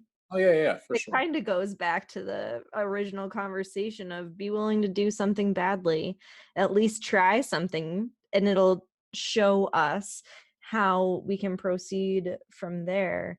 I do hope that we're on the cusp of some changes like that happening in our country. Yeah, I don't know. I mean, just to be completely honest, I mean, I don't know what's going to happen with this election. It's really hard to read and tell. I think that we're all coming of an age where we, even just in general, like, you pay more attention, and then also, you know, politicizing everything has become all the rage here in the States. Period. So it's hard to watch from 4 years ago. It's hard to know what will happen, but I think that you have two differing views on how to approach here. I wish we had more options to choose from, in terms of who's going to be the leader of the nation. I feel like Mm. two seems pretty small of a conclusion to come to from, you know, a few billion people, but here we are. And I think it's I think it's really challenging to put things in place that one side will not still continue to eat at. We've seen, even in this administration, the past administration's work on certain programs has just been continuously attacked, right? So, and then, subsequently, what if, let's say that there's a new administration that comes in, then there will be things from this administration that we spend time, tearing down. And it's like, so when do we get the new things in that that help these efforts, when we're busy working against maybe someone's past legacy or something like that? It never really seems progressively looking forward, as much as it seems like implementing our brand in that particular moment, once we have enough power as a party or something like that. And so, I'm not very optimistic on that front. Unfortunately, that there will be drastic change that allows us to really, I think the word I'm looking for is like democratize the flow of cash, to communities, to different organizations, small, large, and everything in between. I guess we'll see what happens. Yeah, that's for one thing we will see. We'll be here, Yeah, hopefully. I mean, and the reason that I am hopeful is because I'm sitting here having a conversation with you, and I hear how you're leading your company, how you're nourishing your community, right? And I know that the values we live by here at Slice, that I in Slice, it stands for interdependence, which is really all about, instead of building things off of other people's backs, like you were saying, instead of competing ruthlessly against each other and clinging to our independence in that way. Let's start coming together as independent people who are supporting each other in an interdependent yeah, way. And even if it takes a really, really long time, it does make me feel hopeful that at least you and I are having this conversation. And hopefully there's somebody listening to it right now. And maybe they feel similarly. And it's just like setting up one domino at a time, I yeah. guess, right? I hope that people, not just people listening to it, I hope that people are out there right now, coming out of their dug-in positions and starting from a place of empathy. I've talked with this ad nauseum with people, that starting from a place of empathy when it comes to how companies operate, what's going on with people, um, that when it comes to legislation, what we should advocate for. Um, that we have to start from a place of empathy and hearing someone else's story, and how can we make the decisions that improve the quality of life for both the least of us and the greater and the haves, the people that have the most. And sometimes that takes for people that have to give more, right? And Mhm. I hope that we can do a lot more of that. I hope so too. I really hope so too, because what I can't help but notice about those people who have a lot and they work towards a lot and don't necessarily give a lot back, it's like it's never satisfying to just take and take and take and, conquer and conquer and conquer and just like it's not a balanced way of being, and it seems clear to me that it doesn't really satisfy the people who are living that way either, or Yeah. else. You know what I do want to say to you though, that we should, I've seen this in, I can't believe what we're shown when we look into what the internet, like it's the mirror of who we are, right? Yeah. And the problems and things that people think don't exist, what people are willing to say. I mean, it can be a really, really dark place. But something that really was kind of disheartening to me was, I was watching, as an NBA player giving um, money to other people who might be out of work in some capacity. Now, these other people, have been gainfully employed to great amounts in the past. But of course, this NBA player gives to a number of things, right? Not just this one thing, but he was trying to help out another person. And the first person was like, "Oh, great, giving to somebody who already has," or something like that. Everybody's out of work. Everybody's hurting right now. To be critical of giving in any capacity, I just it to anybody who's being lessened by a situation. Mhm. I think that saddens me maybe the most right now. Like if you're giving to anybody at all, and I think that maybe I feel like when people eventually get called out, like we're seeing a lot of this right now, where eventually somebody finds out that you work here and you're doing this thing. I think that getting doxxed or whatever the case may be, and then that person, after they're being shown the mirror of what they said, then they're saying, "Oh, I'm not like that." You are like that. You absolutely are like that. You were in your rawest moment. You were like that, and I know a lot of us have really bad moments. But when it comes to giving, and charities, there's a lot of charity. Like there, let's say, let's say it's an extremely conservative effort, right? Mhm. And I disagree with that group or those persons' policies, even though I don't label myself as a liberal or a Democrat, but oftentimes I would say I'm probably more center left than anything. Same. If I see that group and I disagree with just about everything that they try to advocate from a legislation standpoint, Mhm. but they're giving to somebody in need, we've really got to stop being so this is my team that I'm not willing to applaud that effort because I am. Sh I am personally, and it's something that you have to work on for sure. But like, man, that's to me like a part of the fabric of what's going on right now that really, really saddens me. Like, just help as many people and as different of groups of people as you possibly can in the ways that you can. I mean, Oh, yeah. sheesh. I hear you loud and clear, and I agree. I would love to see people encouraging each other a little bit more often. I was actually just listening to another podcast yesterday. A mutual friend of ours, Lauren Joyce, has a new podcast called The Magnetic Woman Show, and she was interviewing Alison Armstrong, who's the author of The Queen's Code. Mhm. It's a great book, especially for any women who might be listening to this. But they were discussing criticism and how it's really not an effective way of communicating with anyone.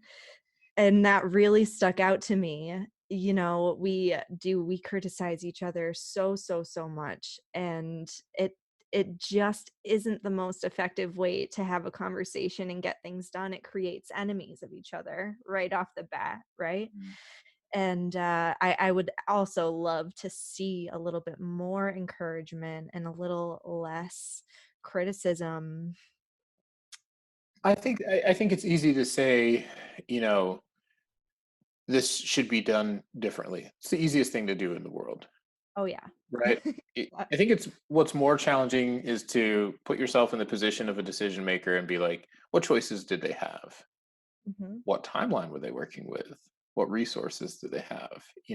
And how did they choose to use them? Who's helping? And is it worth this criticism, right? To like if I'm not going to, first of all, put myself in their shoes, but like I find this is valuable with my son as he gets older. Is if I'm going to level some criticism on him, as we all parents will find that we're just doing at a clip that you just don't well, for me, like you don't want to be this critical, but you're like also I don't want like later for you to be like the worst, and then that's my fault. I didn't, I didn't do enough for you. But if I'm gonna level criticism on him, then I also need to be willing to like get right next to him and show him again and again and again how to do the thing that I'm being critical of, or like just get in the trenches with him, right? Y Like, hey, like this, I told you that was incorrect, but like this is like just saying that is very easy. But to me, my personal growth is to get in the trenches with him to show like for very recently it's been soccer. He doesn't quite understand the games about he doesn't understand the effort. It was really challenging for me. Me and my wife are both Division 1 athletes. Like I know he's only 6, but I'm like, damn it. Like get it together, right? And so, after some conversations, so now like I'm out here practicing soccer with him in the backyard. I played soccer like YMCA level, and like that was it. You know what I mean? Like, so this it's not a sport that I do, but I can't just criticize him if I'm not going to help him. Sure. And I think that I'm trying to carry that more into even my adult relationships as well. I love that. The one-liner that's coming to mind is what makes criticism constructive is a lot of love involved. Mm. Yeah, yeah, and I'm trying to like learn more of that all of the time. How do I talk to friends, other adults? Another thing that's very American, right? Is like you don't tell your friends like you don't. It's hard for us to open up and be honest with our friends to be like, hey, like you suck at this thing and it's impacting how I see you. like like um maybe that's one of the best things about the Marine Corps is like you're encouraged to tell your friends that they suck. Like, hey, do better. Like that's like part of the fabric. But we don't do that very well. And then when we do it, right, like feelings get hurt and we don't accept that. But maybe if we encourage ourselves to follow up with more love and compassion in that, and to show them like, yeah, I'm gonna work through this with you, or and give context as to why I'm criticizing you because I want you to be better. Maybe we'll Yeah. do that more with our peers and friends, but we also have to be better at receiving that too, right? Like, Oh, absolutely. yeah, like we're trash at receiving. We are absolute garbage at someone being like, "Hey, you're doing this wrong." Like, what do you mean I'm doing it wrong? Are you criticizing my parents, my upbringing, where I come from? Like, Yeah. we're very aggressive about that kind of thing. You're somehow in my head. I've been thinking about this a lot lately, how, starting with me, everybody needs to get better because we're entering a time where there's going to be a lot of criticism. Yeah, yeah, We have a lot of growing to do, yeah. and we have to be willing to receive that. And I wonder if maybe you were talking about empathy a moment ago, and I love bringing that into the criticism conversation because, first of all, anything we're noticing about somebody else and the way that they're acting, living their life, making their choices, there's a part of us that has that inside of us that Mm, we can relate to it because if we didn't, we wouldn't notice it. And that's shown itself to be true time and time again yeah. in my life, at least. And I would love to see more people doing exactly what you said, which is just putting ourselves in another person's shoes and using that empathy to inform the expectations that we're putting on people. I wonder if we do that. I wonder if do you think we do that enough with adults anymore, right? Like we don't level expectations because we're so busy saying that everybody should do what they feel and what they love and what they want to, right? Which is like some parts big time true, right? But there are also like Mhm. there's some version of this too where it's like if it's a close friend or a colleague or something that we got to be able to be like, "Hey, I think that this is what your goal is and the things that you're doing right now don't align with that." And you're taking the Yeah. longest way around or you're going to derail yourself completely. Like I know that you want these things, if it's somebody that you talk with frequent enough, like, hey, I hear you want these things, but I think that you should, maybe take a look at X, Y, and Z because you're, not headed towards the right path. Do you think that I just don't know if we do that enough, right? Like, Yeah, I would say in general I agree with you. Um it's and the reason why it comes to mind so quickly is because these types of relationships are something that I've been really focused on building in my own life lately, where emotional honesty is like front and center. That's a huge yeah. value of just mine personally. And certainly it weaves into the work that I do here at Slice, but just in general, I want to be able to be honest with the people in my life about what I am experiencing in that moment. And if that means that something that they did sat oddly with me, I have to be able to say that. And if I can't, then that relationship, it has no legs. It's not going to last. Yeah. And the reason why I say I don't think we do that enough is because it's been very challenging to keep relationships that way. The ones that I have are Yeah. fantastic, and the honesty is irreplaceable in my life. The insight that I would get from somebody who says, "Hey, I see you have this goal, and you really just need to believe in yourself a little bit more because I hear that you aren't believing in yourself," or something like any kind of feedback like that. It's so helpful and powerful, and it's like the biggest shortcut that we could ever find to our goals when we surround Yeah. ourselves with people who will be honest with us about things like that. Emotional honesty. I like that a lot. Um, a tidbit. So here's something. I don't know why I'm on this kick about talking about what's American and what's not. Here's something we do as Americans that's really confusing to people. We pose like, let's say I see you, me and you work together, and I see you in the morning in the office, and I say, "Hey, Brianna, how are you doing?" And you'll say, "Good." and you'll say, "How are you?" And I'll say, "I'm doing well, making it happen." And then I'll proceed on with my day, and you'll proceed on with yours, regardless of whether either of those things is true, right? Like I just got into a fight with my wife last night. Like there's water in my basement, and I might like mention like one of those. I'm like, like the water, a little bit of flooding, but you're like, oh, like you guys doing things for that? And I'm like, yep. And then you'll go on about your day, right? It's this insatiable need. Like that's the standard greeting. It's a question, and there's standard responses regardless of what's actually true. So a friend of mine, I used to work with, Abby Lockery. She's doing her own thing now, and we established this thing where we could be honest with each other without placing the burden on the other person, because you feel like it's very American to hear if I'm like, I'm just really not doing great, then you're like, oh, like what's going on, you feel like you have to like pull up a chair and solve that for me or sit down and talk with me. But it really, that prevents people from being honest, Mhm. because like I don't want to waste your time, because that's also very American. I don't want to take up any of your time. So we developed this thing where we agreed that when we saw each other in the morning, that we would say exactly how we were feeling, and the other person would accept that and immediately walk away. I love so that. so I would be like, "Hey, Abby, how are you?" And she could be like, "I'm awful. This is the worst day of my life." And I would have to just eat that and be like, "I hope that gets better," and walk away, right? Not to have to own that and live that in that moment. And I like miss Abby because of this, because we don't work together anymore. But I miss being able to just be like, "Oh, I'm really great. I'm really great." And not have to give any context. Because if people like, they're like, "Oh, like what's going on? Why are you like, Abby, I'm really great today." And she could be like, "Great, that's good to hear. I'm not great." And I'll be like, "That's, hey, hope that improves." Walk away. Don't have, but just being able to have that emotional honesty in that moment was like really cool. I don't know if she feels the same way, but I miss telling her I was bad. I miss Maybe you being guys like, have to have morning meetings. yeah, I miss just being like, "I'm bad today," and her being like, "Yep, all right, we'll see you."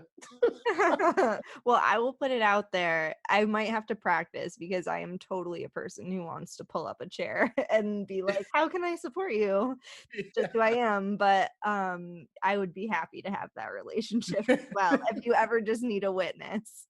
Just to be like, "I'm bad right now," and someone to be I'll like, just kind of "Cool." reflect it back to you and say, Yeah. "Okay, I'm here. Let me know if there's anything and bye. Have a good day." I don't know. You gotta See have, how awkward that is, but we can just not be perfect, right? I mean, it's something about like being able to be honest with the question. I don't know. It's, people feel like they have to I almost nowadays, if someone's like, "How are you doing?" and I'm like, "Not great," I will follow that up with like, "I don't need you to do anything about that. We don't have to talk about it. Just not an ideal day. Like we can keep drinking the beer. I'm just drinking it for a different reason than you are. That's all." like, Sure, yeah. like, so I don't know. It's a skill. We got to build on it. We're doing it. It's different. No, I absolutely love that. And yes, to all forms of emotional honesty, I am all for it. And so on that note, I wonder, because one of the questions I would love to ask you is, and I know we kind of veered away from the whole coronavirus workforce topic, but Woof. something I'm super interested in hearing, especially with this conversation considered, we've talked about empathy and now we're talking about emotional honesty and how that might impact people. I wonder how you see industries responding to the coronavirus and what markers do you notice for success? Would you consider these traits to be among them? Let me know what you think about that. Yeah, it's maybe too early to tell. I would say for me, I've noticed some companies not do some really not great things, when it comes to, who is an essential worker, putting people in harm's way, getting them back into the office, maybe a little too rushed. But I've seen some companies do some phenomenal things. I've seen like Twitter was like, "We're never coming back to the office ever again," right? Or Google just came out. They're like, "Look, everybody can work from home until 2021. Just that way no one's stressing about like, am I coming back this fall? We don't know what our kids are doing, this, that, and the other. Just everyone stay home, right? And I think that especially for some of the larger companies, I think that that's probably more challenging. But I've seen some small companies not just follow suit, probably be ahead of those timelines and be like, yeah, this is indefinite. We'll come back like when it's safe. And I think that to me, the flexibility and the adaptability to say, yeah, like Zoom videos nonstop, not ideal, but it is what it is.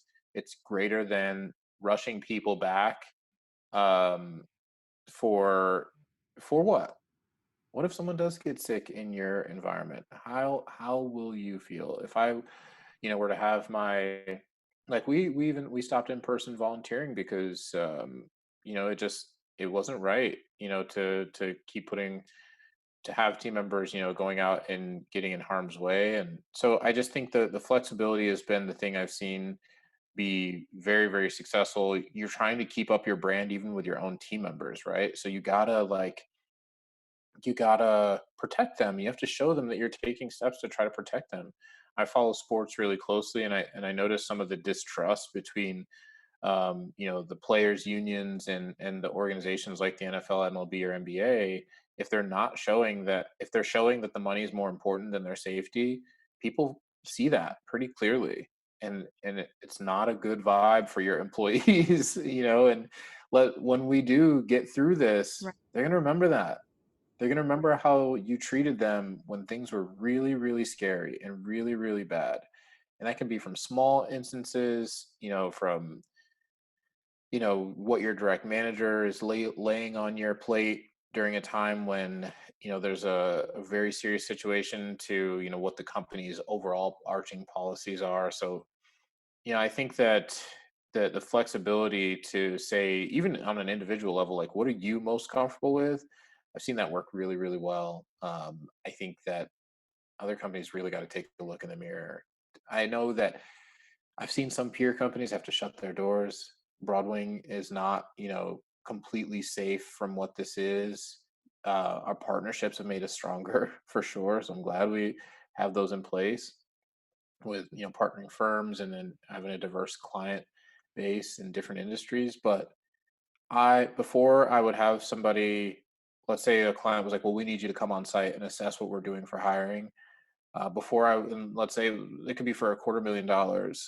I'm sorry, but I can't take that money if it's going to put my team members in danger. Let's say, I'm like, oh, okay, Tommy, Holly, like, let's drive down here and get on. If that was the option, we're going to make $250,000. I'm sorry, but that's a risk I'm not willing to take right now when there are other avenues to get this done without us coming to your office. We're not a cleaning firm. We don't do anything physical that we can't do on computers with video conferences or the like. So I hope that people look in the mirror and make some of those decisions that the dollar is way less important right now than people's lives. Sure, absolutely. That it seems like a theme of what we could all benefit to learn from moving forward. That a dollar, it matters very little when compared to people's lives and bigger issues. And so another thing I'm noticing from what you said is that it's becoming incredibly clear which companies actually care about the people. Not only, and it's not only employees, right? But even your clients. I'm very uninterested in working with a company or going to a business or anything like that that's clearly showing me that they don't care about their employees or clients or both. um it's never been clearer. That's something that I'm hearing from what you said. And the flexibility is also standing out to me big time when you mention that people should get more use, right? I don't think you use that language, but people could get more used to those individual conversations, right? Like what works for you as an individual. I can only imagine the pushback that one might receive on, especially in large organizations, how do what you expect me to consider each individual Yeah. person that's working for me? And how could that ever possibly be time efficient without a way to systematize what we're doing and just kind of deal with it all in one foul swoop? I wonder if you have any thoughts about that, how you've seen people manage that successfully. I mean, it's gonna be hard on managers. Anything that you're adjusting to is hard on managers, right? And but the key thing that kind of sticks out to me that you said there is the time, right? Like how do you do all this and in one foul swoop and without exceeding time? Like, well, sorry, this is going to take more time. Like it just is. This is a completely unknown scenario and a situation you don't plan for. And if something takes more time, then it takes more time. But let's say that for when you're key team players, um, it after this is all said and done, they don't have to say to themselves, "I never want to work for those people again." And the extra hour, the extra day, the extra week that it took to do one particular thing is worth it.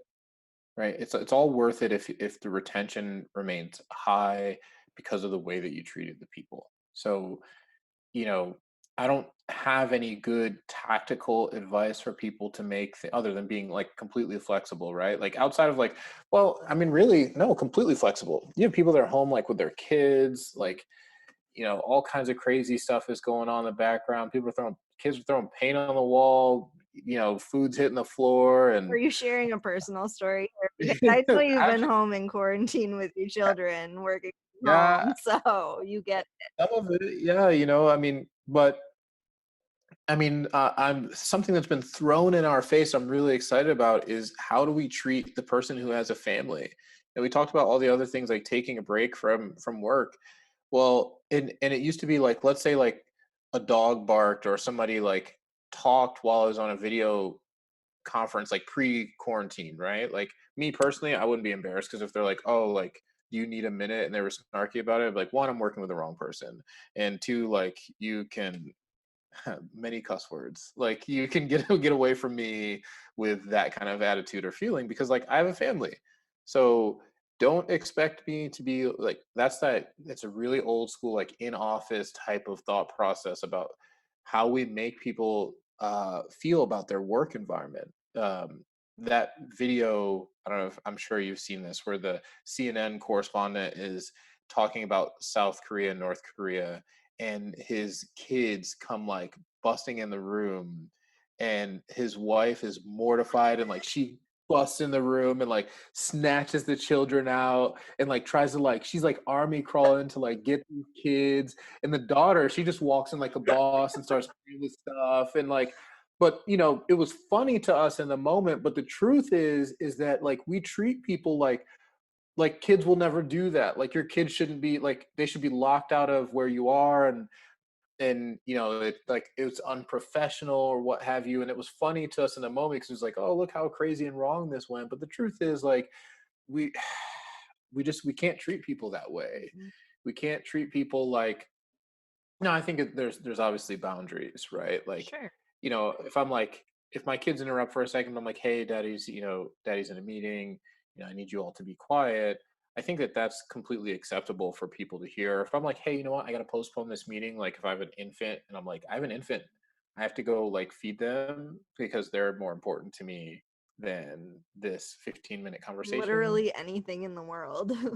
Yeah, like but there was no space for that. And I think that hopefully that's been thrown in our face a lot more that, hey, we have to be okay with that. Like that being mortified that a meeting didn't go uninterrupted with my undivided attention because like, my kids are old enough, like they got into a fight upstairs. Like, I'm sorry, I gotta go break that up. Like, like I gotta go like be like put some people in timeout. So you gotta wait a minute.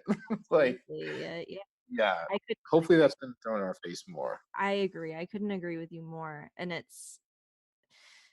was coming onto my radar before the whole coronavirus thing, but I've said I have a few clients who have young infants, right? And I'm like, hey, I don't care if you need to feed your child, bring the baby. It's okay if they Yeah, yeah. cry. Like, we'll get through it. We can, put a little pin in the thing and let you deal with the baby. That's fine. Yeah, and you know what? I don't want people to apologize. No. That's the thing that probably gets on my nerves the most when people feel they're like, "Oh, I'm so sorry," like, that they came in here and they did that thing. Like, I'm so sorry you feel the need to Mhm. apologize for that. Like, you have people that you have made or care for in general, and so do that for a minute, and we'll get back to this when we need to. Yeah.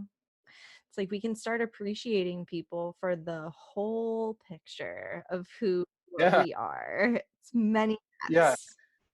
Yeah, maybe one day. We're getting there. Seriously, even just us having this conversation, I think it's like we're paving the way. Yeah, for sure. Well, and it leads really nicely into a conversation about diversity, I think. People come from all kinds of different backgrounds, and I know about your work at Broadwing. You've mentioned it before, even in this conversation. You really value bringing people from diverse backgrounds to the table. So I would love to hear more about why that's so important to you. And I'd also love to spend a moment like, what is the ideal future here? What are we working towards when it comes to diversity? Yeah, it's important to me to take it away from being a buzzword. It's a huge buzzword, not just, pre the situations that we have going on right now. It's like a thing that companies love to say and then be like, "Oh, well, it's so hard." And then we just let them off the hook when, they hire people from one group and, they're like, "Oh, well, we spent like a few $1,000s on it." And, it's really hard. And so I would love for it to come away from being a buzzword and, you know, um, an experience of my own is that I was working on some diversity efforts at a company one time. They were all about it and behind it, and they couldn't really get a good grasp on who was in charge of what.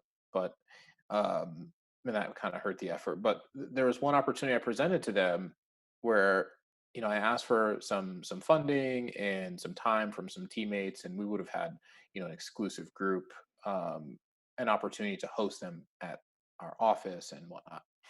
And this is like after so many conversations with leadership talking about how they want to all this diversity and this that and the other, and their response was, "We don't have time and we don't have the resources to give to do this thing." Now that was extremely disheartening. It probably was the beginning of the end of my time there, because it's as you watch some of all of the companies that I work with, I'm being ambiguous for a reason, but all the companies that I work with have raised hundreds of millions of dollars, and so you can't give 2 hours and a few $100s for pizza to have the target group that you want at your office and get a chance to possibly hire, to engage with this group and hopefully in the future hire some of these people. So, I think that some things that some of these companies don't see is how an action like that prevents them from actually being successful in their diversity efforts, right? They're like, "Oh, well, not this time. That time will come around again." No, it won't. No, it will not. Those people are moving on to other companies, who are going to accept them into their doors, who are not putting things above their priority. Somebody else is going to do a similar program, and the opportunity is lost. Sure. So you have to act on those unique opportunities in the moment, because you have to be competitive for diverse talent for sure. Mhm. Um, so it's important to me, to get into why is diversity important to me. I want to get it away from being a buzzword. I want companies to really mean it, but also because, uh, going back to the word, having some empathy. Now, being a person of color is one thing, an African American male, but I'm, honestly, like, I've experienced racism, I've experienced, bias and stereotypes, and that's all good and well. But honestly, like, I've pushed through it pretty well, and I could probably ignore a majority of stuff going on for the rest of my life, like, because like things are going well enough, from a company standpoint. I've built great relationships, and I have people around me that believe in me, and I work with groups of people who don't carry any of those biases or anything like that, right? Like, I've created that ecosystem. Mhm. But now for me, it's important because of the people who I don't understand. people from the LGBTQ plus Mhm. community, women, um, minorities who come from countries that we overlook and have experiences that we overlook because it's very white, black to us here in America. And so, um, when I hear the discriminatory things that happen against those groups that I'm not a part of, the it really, like, it burns me up inside. I almost feel like I'm numb to the discriminatory things that happen for Black people in America. I know how to deal with that. I know how to compartmentalize it. I know how to, like, how to combat it. Mhm. To watch, a part of a community that I don't understand, but that I do believe has every single right to have every opportunity as much as I or anybody else in the organization. That's what I'm fighting for at this point. I don't know everything about what a woman in engineering is going through. I have no idea. I do. I hear awful stories. I hear things like, um, I hear about women being pushed more towards a design portion of a project. Oh well, like, do you know more about design? Just assuming because, like, it's I don't know, like a male engineer, just assuming that, Yeah. right? And so you push that person over to that portion of work, right? Oh well, you have like an eye for these things, right? It's all kind of coded language. You have an eye for these things, right? So let's say the person does go do that, and then let's say it's time for promotion up to someone to lead something that's more hardcore engineering. But you push that person to that other experience, and now they don't have that hardcore experience on this other portion of engineering because you said, "Oh, go do this design thing." Yeah. So now they're being passed over for promotion because you assumed that that's something. Maybe they just did it because they thought it was helping the team, but those kinds of things happen. And seeing those small things and trying to prevent them, you take your ass over there and do the design portion. Right. Like, don't derail somebody else's opportunity because you assume. And being comfortable with people coming from backgrounds that aren't Carnegie Mellon University, with 3 years at Facebook followed by 2 years at Google and a year on LinkedIn, at LinkedIn to boot, that if that's the only person that you're looking for, then all of them are going to look the same. Mhm. 100% of them. And if you don't create training in your own organization that says, hey, these other engineering institutions or organizations, like, they are also engineering and we're willing to train them up to speed with what our standard is for engineering, then you're going to fail Mhm. from a diversity aspect. If you're not willing to say, to take a look at internally, because you have a legal team. I've interacted with some of these legal teams who are more concerned with protecting the organization from doing anything that might come off as getting them in hot water, that they're not willing to take a look at even their numbers internally. What do people identify as, to say where the problem is? um, then you're going to fail. You're just going to fail if you take these approaches. So if I'm passionate about it, because otherwise the haves and the have-nots remain separated Yeah. in the current scenario that we're living in. Yeah. They do. Yeah.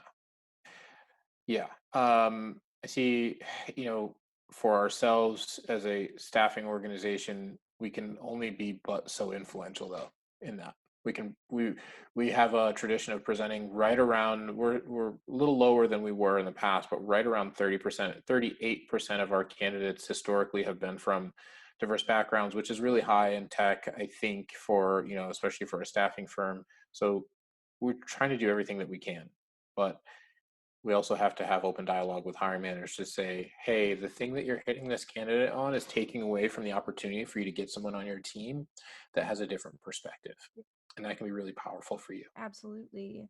And just to tie it into a couple themes we've already talked about, I'm hearing this need to slow down a little bit, get a little bit deeper in the questions that we're asking, rather than keeping diversity as like this superficial buzzword legal concern that needs to be dealt with on a very surface level in an organization. really being willing to take it deeper, to slow down with it, to look at how this is playing out in your organization so that you can do something meaningful about it. And there's also a level of emotional honesty that's needed there, right? Uh, Yeah. that's part of the pain I'm really seeing in this moment in history is that we're all required, if we're going to move forward together, to really open ourselves up to these layers of pain that other people feel that will allow us to then understand what they're going through so that we can do something about it, as opposed to just, you use the word compartmentalizing, and about, you know, the way that you relate to it as a survival mechanism. We all have to do that. It's a painful world that we live in a lot of ways, but we have to be willing to look at that a little bit deeper, I guess, is what I'm hearing from you. Am I hearing you right? Yeah, yeah. I mean, and that's why I was talking about, like being empathetic or sympathizing and trying to figure out what someone's going through. And I feel like we don't start there. It's very interesting to me. Some of the brightest people in the world can look at their team and be like, man, like, yeah, our process yielded the best and brightest. I'll be like really, really frank with that. Like, you look around your team and let's say that you do have, diverse individuals in your team. And let's say it's been like 10 years and the people that all rose to the top all look the same. You can't look back at your company and be like, you know why? That's because our process was perfect. Like, people were involved, personal bias, generally. And this goes back to, like I talked about, we were talking about experiences for myself in the Marine Corps, right? I ran a good physical fitness test, which, when you don't have other grades to go by, is the test in which people think whether or not you're a good Marine or not, Mm. right? So whether or not someone was going to perform better than me in the role didn't really matter, because the only thing that the first thing that happened to me was I did more pull-ups than anybody else. In the very first, like, this is how I became the guide of my platoon, which is like, the pretty much sets you up to be company honor graduate, or sets you at least to compete for company honor graduate. um, I did more pull-ups. Me and this other guy did the same amount of pull-ups out of the whole group, and I was taller than him, Hmm. so I got picked. So, it's like literally bias on display. Like, he's bigger, maybe more intimidating. That's very Marine Corps. You're the guy. And that guy lost out. He didn't get the job. Like that. So, looking at that process, like, man, he might have crushed that job, man. He might have, like, and I don't like regret that it fell in my I favor, mean, sure. but um looking at that process and not being like, that seems flawed. Now, obviously there was no time to, like, and there's no way the Marine Corps is not looking at improving guide selection process, because you can, like, lose that job and, get fired from it or whatever. But what I'm saying is looking at a process and being like, hey, this is flawed, and we didn't do our best to get the best and brightest into our top positions, into leadership and et cetera. And thus, for, like, the ripple effect is that those families received less money over time, and those kids didn't see their parents succeed and grow to the highest levels, but the groups that all look like us all did. So, like, there's a ripple effect to these things, right? Yeah. So I see I think that we don't start from a place of we start from a place of looking at everything through rose-colored glasses, that all is well and all is fine. And it's not. And then we turn that into, politicizing it again, of course, where we say, oh, well, if you're criticizing it, that means you hate it here. Like, well, what if my wife took that approach? What if, when I'm like, hey, like, the living room was, like, kind of dirty today, and she's like, you can get the hell out then. Like, you must hate it here. That's no, I just was thinking, like, do you have time? I'll vacuum it. Like, I'll improve. I just Can we work together to make the yeah, living room cleaner? let's figure this out together as a team and improve our environment. Like, Yeah. we got to change the approach. We got to get our living room clean, man. Oh man, if we could spend 3 hours unpacking the metaphor of America as one big living room, that sounds a whole Yeah. nother conversation.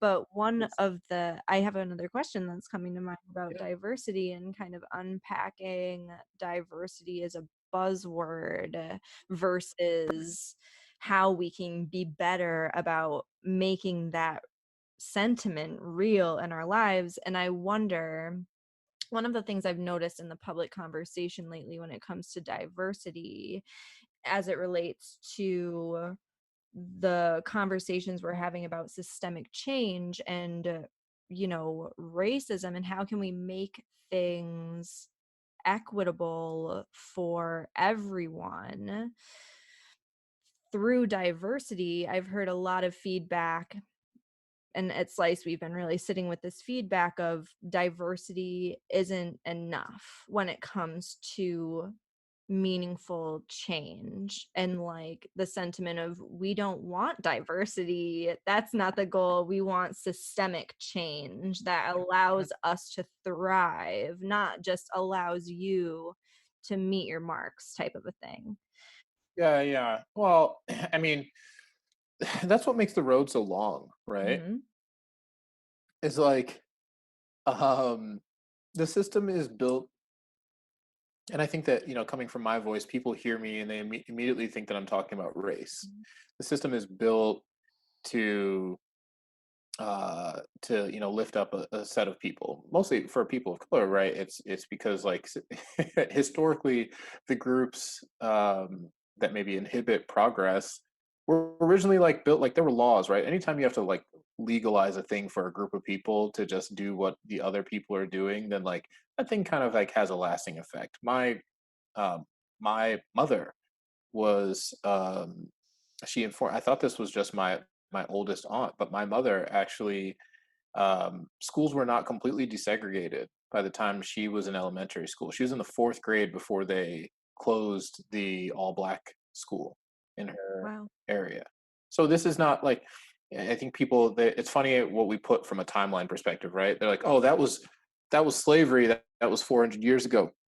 It's like, yeah, no, yeah, well, no, right? Like my mother, who's alive today, lived through the kinds of policing and kinds of, like, educational segregation, things that, like, really separate people from the path to the ability to compete in a very, free market space, compete against their peer groups. So, you know, that's one thing.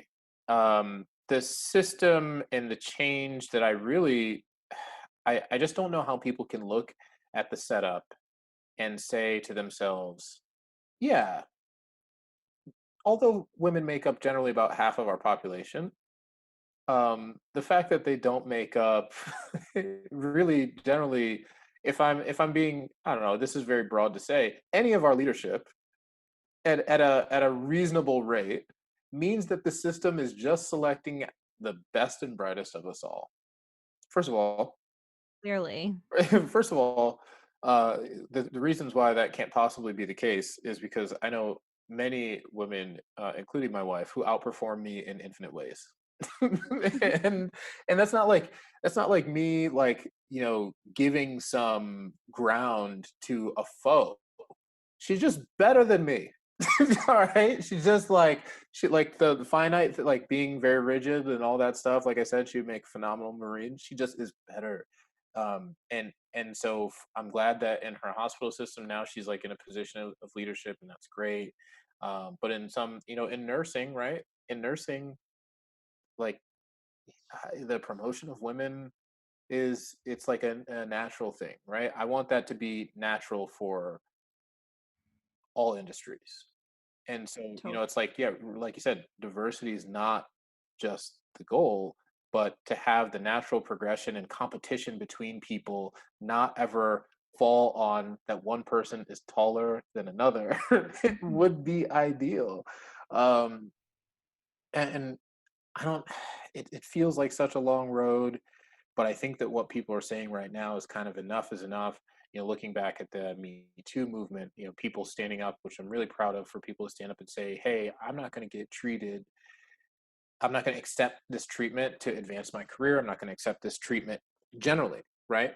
And for for me as a male, for that moment, and I hope that this is what people are doing in this particular moment. For me, in that moment, it was important to me to say, who are the women that I interact with all the time? I know something that I do very frequently. I talk over people. I talk over not just women. I just talk over people, right? Like that's one thing the Marine Corps gave to me. Like I'm like I can speak quicker and louder than you, right? Like, but I had to stop and ask myself, like, do I do that in a conversation? Is it in a meeting? Am I repurposing a woman's words to sound like they're my own? And I got really nervous about that, because I think that there's some times where I've not been completely guilty of it, but at least like speaking over someone and not letting their voice be heard, and and then following along, following their lead. If there's anything that I'm like in those instances, because I've been bred, like like I said, like I got an opportunity to be a leader in the Marine Corps. Well, being a leader in those instances kind of makes you sometimes a bad follower, and Mm-hmm. learning, I like. I'll speak broadly again. I don't care. But men oftentimes, like, we don't know how to just follow women. Mm-hmm. To just listen and let that other person lead. We can be really bad at that. So I think that what people are saying right now is that for an infinite amount of situations and scenarios, that there needs to be really drastic change, and it's going to be painful, and we're going to open up a bunch of wounds, and we're going to talk about it, and we're going to fight for diversity and equality and equity, in a way that doesn't say you need to wait anymore. Um, and I'm excited about that, and I'm willing for myself personally. Like I said, like I talk about being a person of color, but for me, and I want other people to do right now is challenge yourself to look at the groups that you're not a part of and make sure that you're making space for them in your environment. I don't know what all that means, and what that takes for everybody. But like I said, I harp on for myself, talking to people from you know different communities that I am not a part of very frequently, um, and engaging with them and trying to figure out how spaces can be more accommodating for them. The space is fine for me. I'm having a great time, but Well, I'm glad that you yeah, are. I think that we can do a better job in general with that. Thank you very much for doing the work that you need to do to make that space for other people. I hope that many people listening to this are doing the same thing. It's a journey, it's a journey. It's not something like I'm perfect at. But I always think about situations and scenarios where you come into like a team environment. Now with my company, like I'm the founder, I'm the CEO, right? Like when somebody speaks, like I might be like, yeah, we're not going to do that. But that's like my job, right? Is like the decision maker, but I still have to hear. I should hear and listen. So it's a long journey, and I think people, they want it to be some finite answer, and it's just not. It's Mhm. just not. It's going to take time, and it's going to take change for people. Yeah. It's an ongoing conversation. Like it might never stop. We've talked about criticism and change making a lot in this conversation, and we want it to be quick.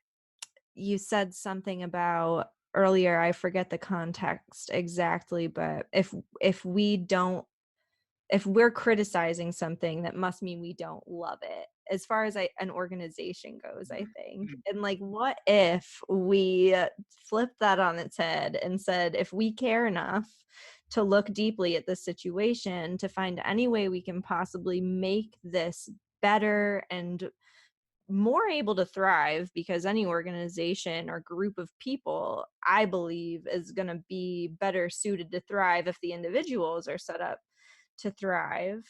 Yeah, You I agree with that. I think what we were talking about there, the context, like when we look at the country, when people criticize the country or an organization, you know, like the old, if you don't love it, leave it, which is the know, dumbest thing I've ever heard. it's it's so dumb. I you can love many things like you don't give up on relationships like that. I don't love everything about every single one of my friends. I don't love everything about, my significant other. I love her. I don't love every single thing about her. It's unrealistic, right? Like she was going through a real chocolate eating phase in the bed. And we had to talk about that. Not your favorite. Yeah, I know a lot of people are probably going to hear that and be like, "Yeah, that's about you. It's not about her." But like that was challenging, and I didn't love that, but I still love her. And doesn't want chocolate in his Yeah, bed. I think it's okay. like I just don't that don't never resonates with me. If you don't love it, leave it. Now, if you hate everything, you should leave, right? Like you should leave that situation because it's not healthy for you, right? Like Right. if it's hurtful, if it's whatever those things are. But I just that never resonates with me. If you don't love it, leave it. Like I'm not criticizing it because I don't love it. I'm criticizing like I don't criticize my son because I want to leave him. I criticize No. I criticize him because I want to I'm critical of him because I want to help him be prepared for the next thing that's coming in his life, right? Yeah. So, yeah, a lot of work to do. We want it to be the best it can possibly Yeah, be. work That environments. involves a lot of work. Yeah, all of that. You and we went to high school together. I don't know if we've mentioned that yet. Maybe we did. I know I'm living currently in the town where we went to high school, which is in upstate New York. And I know that you are super passionate about this area. And I guess I'm coming around to it too. We'll say that it's a beautiful, beautiful area, but it's never been clear to me Mhm. how many conversations we need to have here about race. And, that is a huge topic in our country right now, but this is not a very diverse area. And I'm not sure if you've noticed this, but I've noticed a lot of perspectives that in our area that are very limited. People might not necessarily get all of the arguments that are being made. It's something that they've never experienced before. So I wonder if we can talk a little bit about that. I wonder if there's anything about your experience as an African American man growing up here that you would want to share with our listeners. Yeah, yeah. So, the first thing is that for an area where it's not very diverse, right? Other people's problems aren't able to shape perspective. So, like I related to myself like interacting with the LGBTQ plus community that growing up very conservative Christian, I was taught that this is a community that's wrong, evil, worse Mhm. words, right, than that. And then I met people. Well, first of all, that meant that the people that I grew up with that are from that community had to hide because of where we're from, right? So that meant that they would not be generally accepted. And then, now that I know them as adults, I kind of hurt for that experience for them, Yeah. right? Because they were not visible, so that meant that they didn't exist, and that meant that they were not people. And it turns out they are some of the freaking best people I know. And but without being shown who they truly are, I couldn't appreciate that.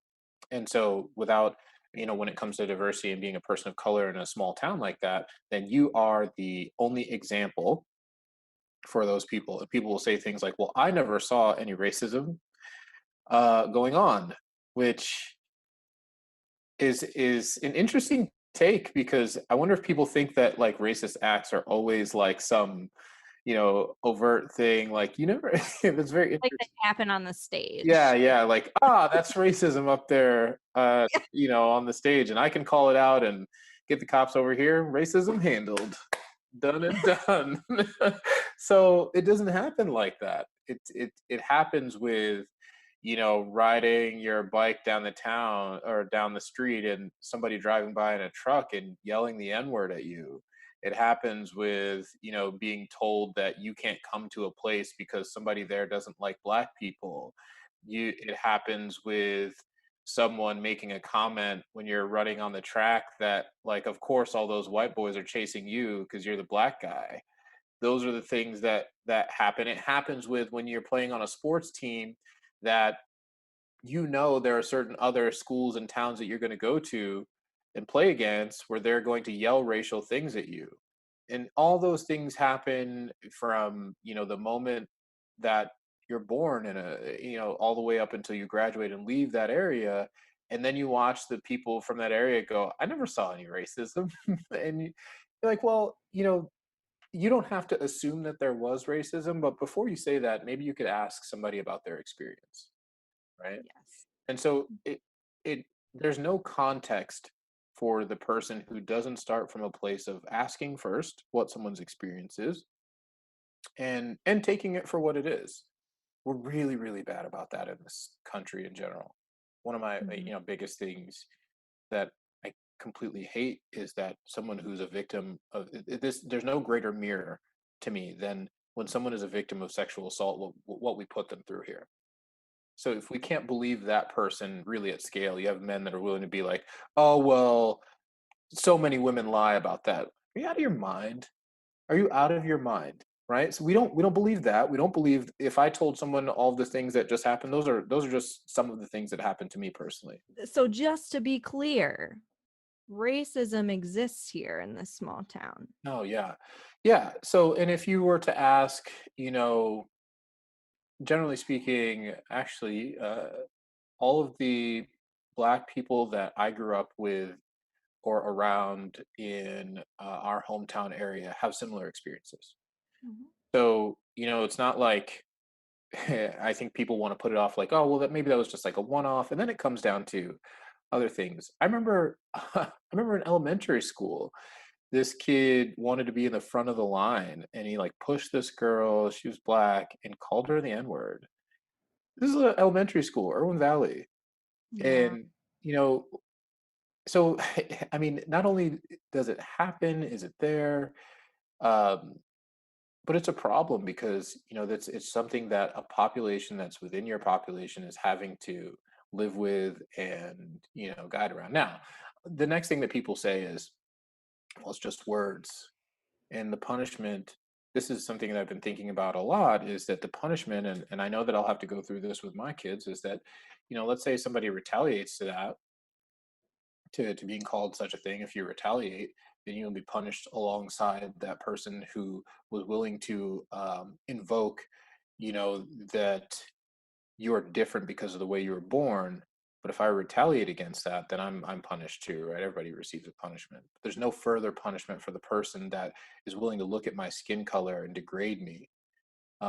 There's nothing further. There's no investigation into why that's happening, or some sort of conversation with parents at another level. Now, my caveat to that is I had phenomenal teachers. Some I had some phenomenal teachers.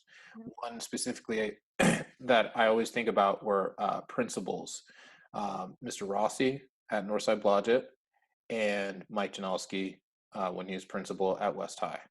Mhm. Now, three separate, three specific, maybe four specific instances that these individuals went out of their way to make sure that there was nothing of the like going on that they didn't know about. So, on one instance, had Mr. Rossi, two instances, Mr. Rossi pulled myself, I think Adam, a couple of other, so my best friend Adam, and a couple of other people in, all of us black. And he asked us flatly, is anybody treating you different because of the color of your skin? And there were some instances, for sure. He was pissed, for sure. And some of those things were talked about or handled. And he went out of his way to make sure that the environment continued to be safe and that those things were dealt with. I think he did that like twice. Mr. Janowski, when this the internet was like happening as we were growing up, this thing called schoolscum.com came out. Oh, Remember that? yes, I remember Yeah, schools. schoolscum.com. drops. I wasn't even on it. Like we were poor. We didn't really have like I had the original like AOL. I was still hitting the dial tone, like net zero. I don't even know what we had. It was crazy. But like, Sure. I was still like just trying to be on AOL Instant Messenger and talk to girls, right? So I wasn't really concerned about other sites. Um, and it's funny, like people are like, there's no racism, it's no racism. As soon as there's like a web platform, the first things that happen are like racism, sexism, like right away, like homophobia, like immediately, right? Sure. So I don't even know much about this site. I've heard about it a little bit. Um, Mr. Janowski pulls us in and he's like, have you guys been on this site? I've heard that there are some bad things going on. We're trying to track it. Like he was proactive in making sure that these things were not happening to us. And then on another instance, pull us in to have a conversation to ask us if people were treating us different. Now, that I carry with me today. Actually, Mike Janowski very recently retired as superintendent. Oh, wow. And Yeah. I made a quick video, and I wish I had an opportunity to say more to him. Obviously the pandemic didn't prevent that, and hopefully I get a chance to run into him in the future to let him know how much of an impact that had on me. That even though people were going to treat me different, that there were people that were going to say absolutely not, Yeah. and that were going to stand up for me, and how much that means for me now today to have faith in America, to have faith in our, that there are people that stand with me, not against me, just because of the color of my skin. So, that if there's nothing that tells you that racism is more real, that educators are having to take time out of their day, not just educators, principals of schools are having to take time out of their day to investigate, then I don't know what will. What will make it real for you? Um, I don't know what makes it real um, to people in our hometown. I love our hometown. I love where we're from. And I love it because of that particular moment in time where it seems like Corning was doing really well, for our age range, prior to 2000, 2001. And, I grew up with people from all different walks of life, and a lot of them embrace each other, still to this day. So, I'll always have love for upstate New York. I don't know if I can ever move there because taxes, but taxes and like it's a crazy place, man. Like upstate's very interesting, but my love for it, I don't know, something about where you're from, and just want some good pizza. I just want I just want to walk the glass museum. I just want to, those things are just in me. I want to go to Cuca Lake. I miss those things. Yeah. Well, we miss you too. And I'm so grateful to hear that although there were certainly no shortage of instances where you felt racism present in our area, I'm so grateful that you had that additional experience of there are people here who will defend me and who do care. And that taught me so much. It taught me to stand up for people, right? Like I now that's who I try to be. I try to be, going to the Marine Corps is a big part about trying to stand up for people who might not have someone to stand up for them. And I'm not Mhm. saying I execute that perfect, but that's a big part of what I try to do, starting from a place of empathy. Those principals were white guys. What the hell do they care what's going on with that, other than if their incentive maybe was not to get their school on the news. But I don't think that doesn't seem to me with where their motives were. Their Yeah. motives were to keep their school safe and fair and equitable for everybody. And man, if that didn't have a lasting impact on me, to say, yeah, I don't know all of these groups and these people, but if I get an opportunity, I'm gonna try to stand up for them. One last little bit on that, the impact that it had on me. Um, Don't Ask, Don't Tell was repealed while I was in the Marine Corps. Hmm. So I don't know if people already forgot, like, but there was a time like Don't Ask, Don't Tell basically meant that like if you were found to be a homosexual in the military, then you could be kicked out, right? Is basic. But if if no one would ask you, that's basically what it was. Don't ask, don't tell. Don't ask of someone's sexual orientation, and don't tell anybody your sexual orientation, and we won't have any problems, right? So you couldn't be an openly gay serving person. You couldn't go and die for your country as an openly gay person or transgender or anything like that, right? Anything in that particular community, you know, not allowed. So during the Obama administration, that was repealed. I remember a bunch of like generals came to our base, and they and I was really starting to understand the oppression on this group of people more and more, mostly because of the Marine Corps, right? The words used against to call something feminine, calling it gay, those things, it really started to eat at me that we're really actually talking about people when we're using these words. And so there was a forum held, and as anybody on base could come to it. It was in this gymnasium, and you could come and you could, hear about what the plans were. So they were asking us like, well, how do you feel about repealing Don't Ask, Don't Tell? And I think they were just trying to gauge the temperature of that, which is crazy, right? It's crazy to think, again, we're talking about legalizing, legislating, being used. And so what I was able to do was have a or I was able to have time on the microphone to say how I felt. And a point I made was there was a woman sitting next to me, a female Marine, and there's myself. There's hundreds of Marines in this auditorium at the time. But the point I made was that there was a time when I wouldn't be able to serve with this person sitting right next to me.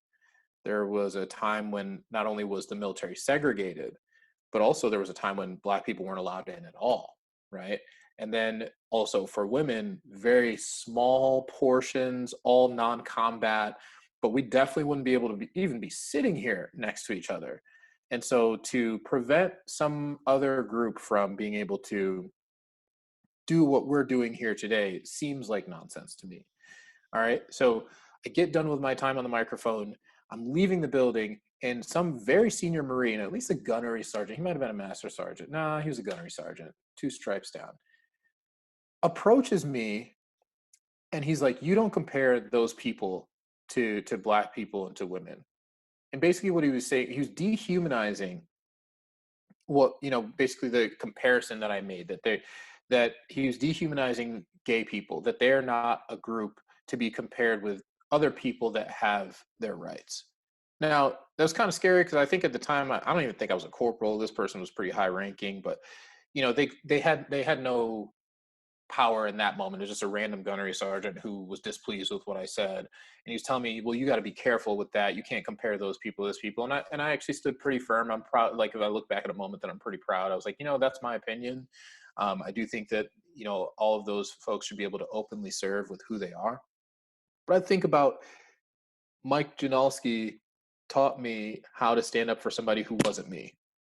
And so, although we do have racism and sexism, and it's just not completely going away, and we do have those things in these areas. We need to accept that they're real and try to fight them, but we really need more Mike Janalskis out there who will teach us how to stand up for other people. One of the questions I had earmarked to ask you is, how are you focused on showing up for people right now? What would you love to see more of from the people in your community, or just, all of us? What would you love to see more of from people right now when it comes to showing up for our fellow humans? That's a lot right now. We have two really huge things happening at the same time.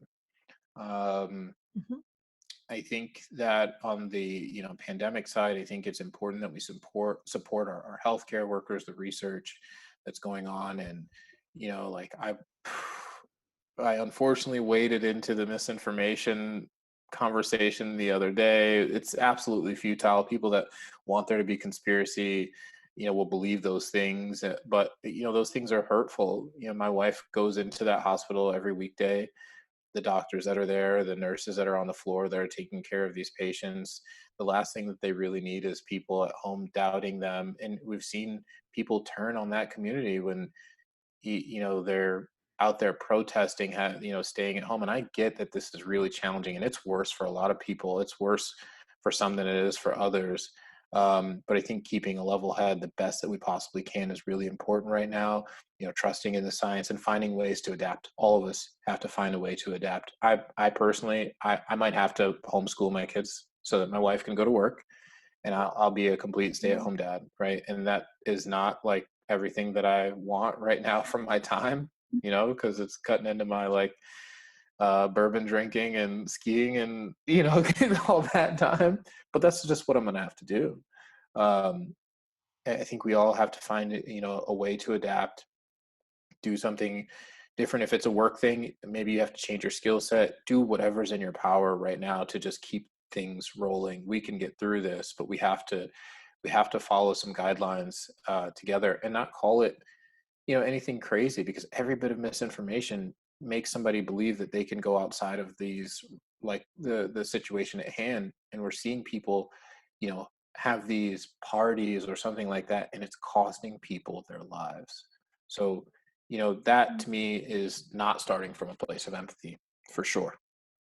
It's just not. And now No. on the other side, with the conversation around race at the moment, I'm pleading with people who don't have, my viewpoint, to consider that the life that they have lived is not the same as somebody else's. That's all I absolutely ask. When I think about, going through these movements and these moments, you have to consider that the life you've lived is not the same as somebody else's. And I would just love, if there's anything I would like the most, is that we stop having to have these moments and movements, and just make it, Mhm. something that's a part of our lives, that we are going to have drastic Mhm. change. We're going to have change for these groups. We're not going to legislate against people. We're not going to make legislation we're not going to vote in a way, we're not going to legislate in a way, we're not going to act in a way that takes away from somebody else's experience, and doesn't make the playing field as equal as it possibly can be. Um, I still believe in what we're doing here, this great experiment. I love, I wouldn't, um, I wouldn't want to trade my experiences for growing up in any other country, any other situation. Um, and I want to keep working on it. And that doesn't mean I hate it. It means I love it more. Amen. Like, what can I even say? That's beautiful. And Kenyon, there are just so many more questions. I could spend another 3 hours asking you questions. This has been such a great conversation, and I appreciate having you here. I know that we are nearing the time that you will need to leave me, and I have a little surprise round of like rapid fire questions that I would like to ask you. Oh boy. Okay. Just a little something fun. Sure. So, what is your morning drink? Water first, then coffee. Love it. And hot coffee, I know. Always hot coffee. Yep. Do you take it with cream and sugar? How do you take your coffee? CEOs drink black coffee. I love it. I saw that somewhere. It's completely untrue, but but that's like swayed how I drink the coffee. So Perfect. How about your happy hour drink? big bourbon person. So usually an old fashioned. Love it. And you like to make your own.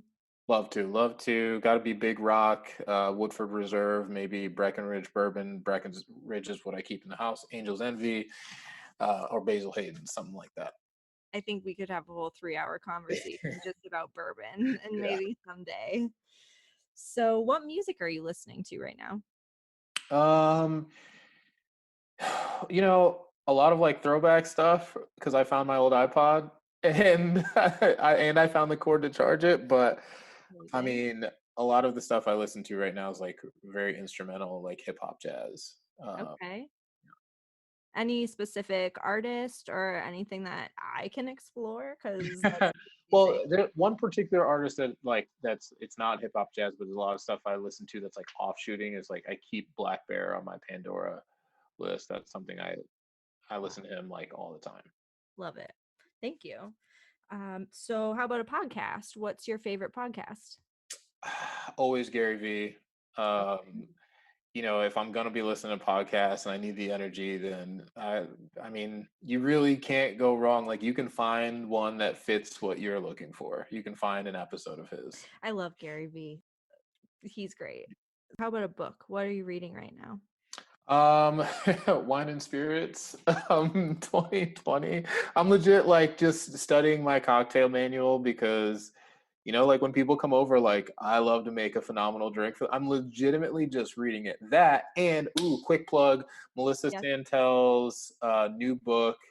What is it called? I have it like on my next to my kitchen because I'm like trying to pick out what I'm gonna make out of it. Do you know what it's called? We have to. I don't. It's a cookbook though, Oh, right? it's called Hi, I'm Hungry. Yeah, Hmm. like it's everything. It's really well written. I try to support people that like are from our hometown doing their own business thing, and I'm really impressed with her work here. It looks like she does food photography. But Hi, I'm Hungry, man, it's like you can order it from her site, I think, and it's really good. It's written like a story on food, and I'm hungry just thinking about it. Very cool. I'll make sure to add links to all of this in the show notes if anybody is looking for that information. And what's your favorite color? Red. Yeah, trying to lean into that more. I love it. Lean into it. Surround yourself with it. I love doing that. What are your words to live by? Is there a phrase you're always saying to people? Um, like the saying yes thing is important to me, like we talked about. Um, man, just have an absolute good time because you only have but one time to do this thing. And for me, if I can have everybody else around me having that same kind of good time, man, I can die happy. I just say yes to the dress, girl. Get out there. Do your thing. Like, just say yes, man. Like, just try everything. I can't like say enough about that. That's a whole nother podcast right there. Well, hopefully we'll have another opportunity sometime in the future because I know I enjoyed this so much and I can't think of a better note to end on. So, No, thank you so much for having me. This was great. absolutely, I agree. Cheers. Okay, guys, so that's it. That's the interview with Ken Hicks. I hope that you found it as enlightening as I am and continue to. Has me thinking so much about criticism and the way that I'm using criticism in my life and the amount of empathy that I'm bringing to the table. And it has me thinking a lot about hard conversations and how we all, myself first, need to get better at having these conversations. And I hope that you find this episode to be full of tips that you can use to move the needle in your personal and professional lives, as well as, an interesting place, an open place to have these hard conversations.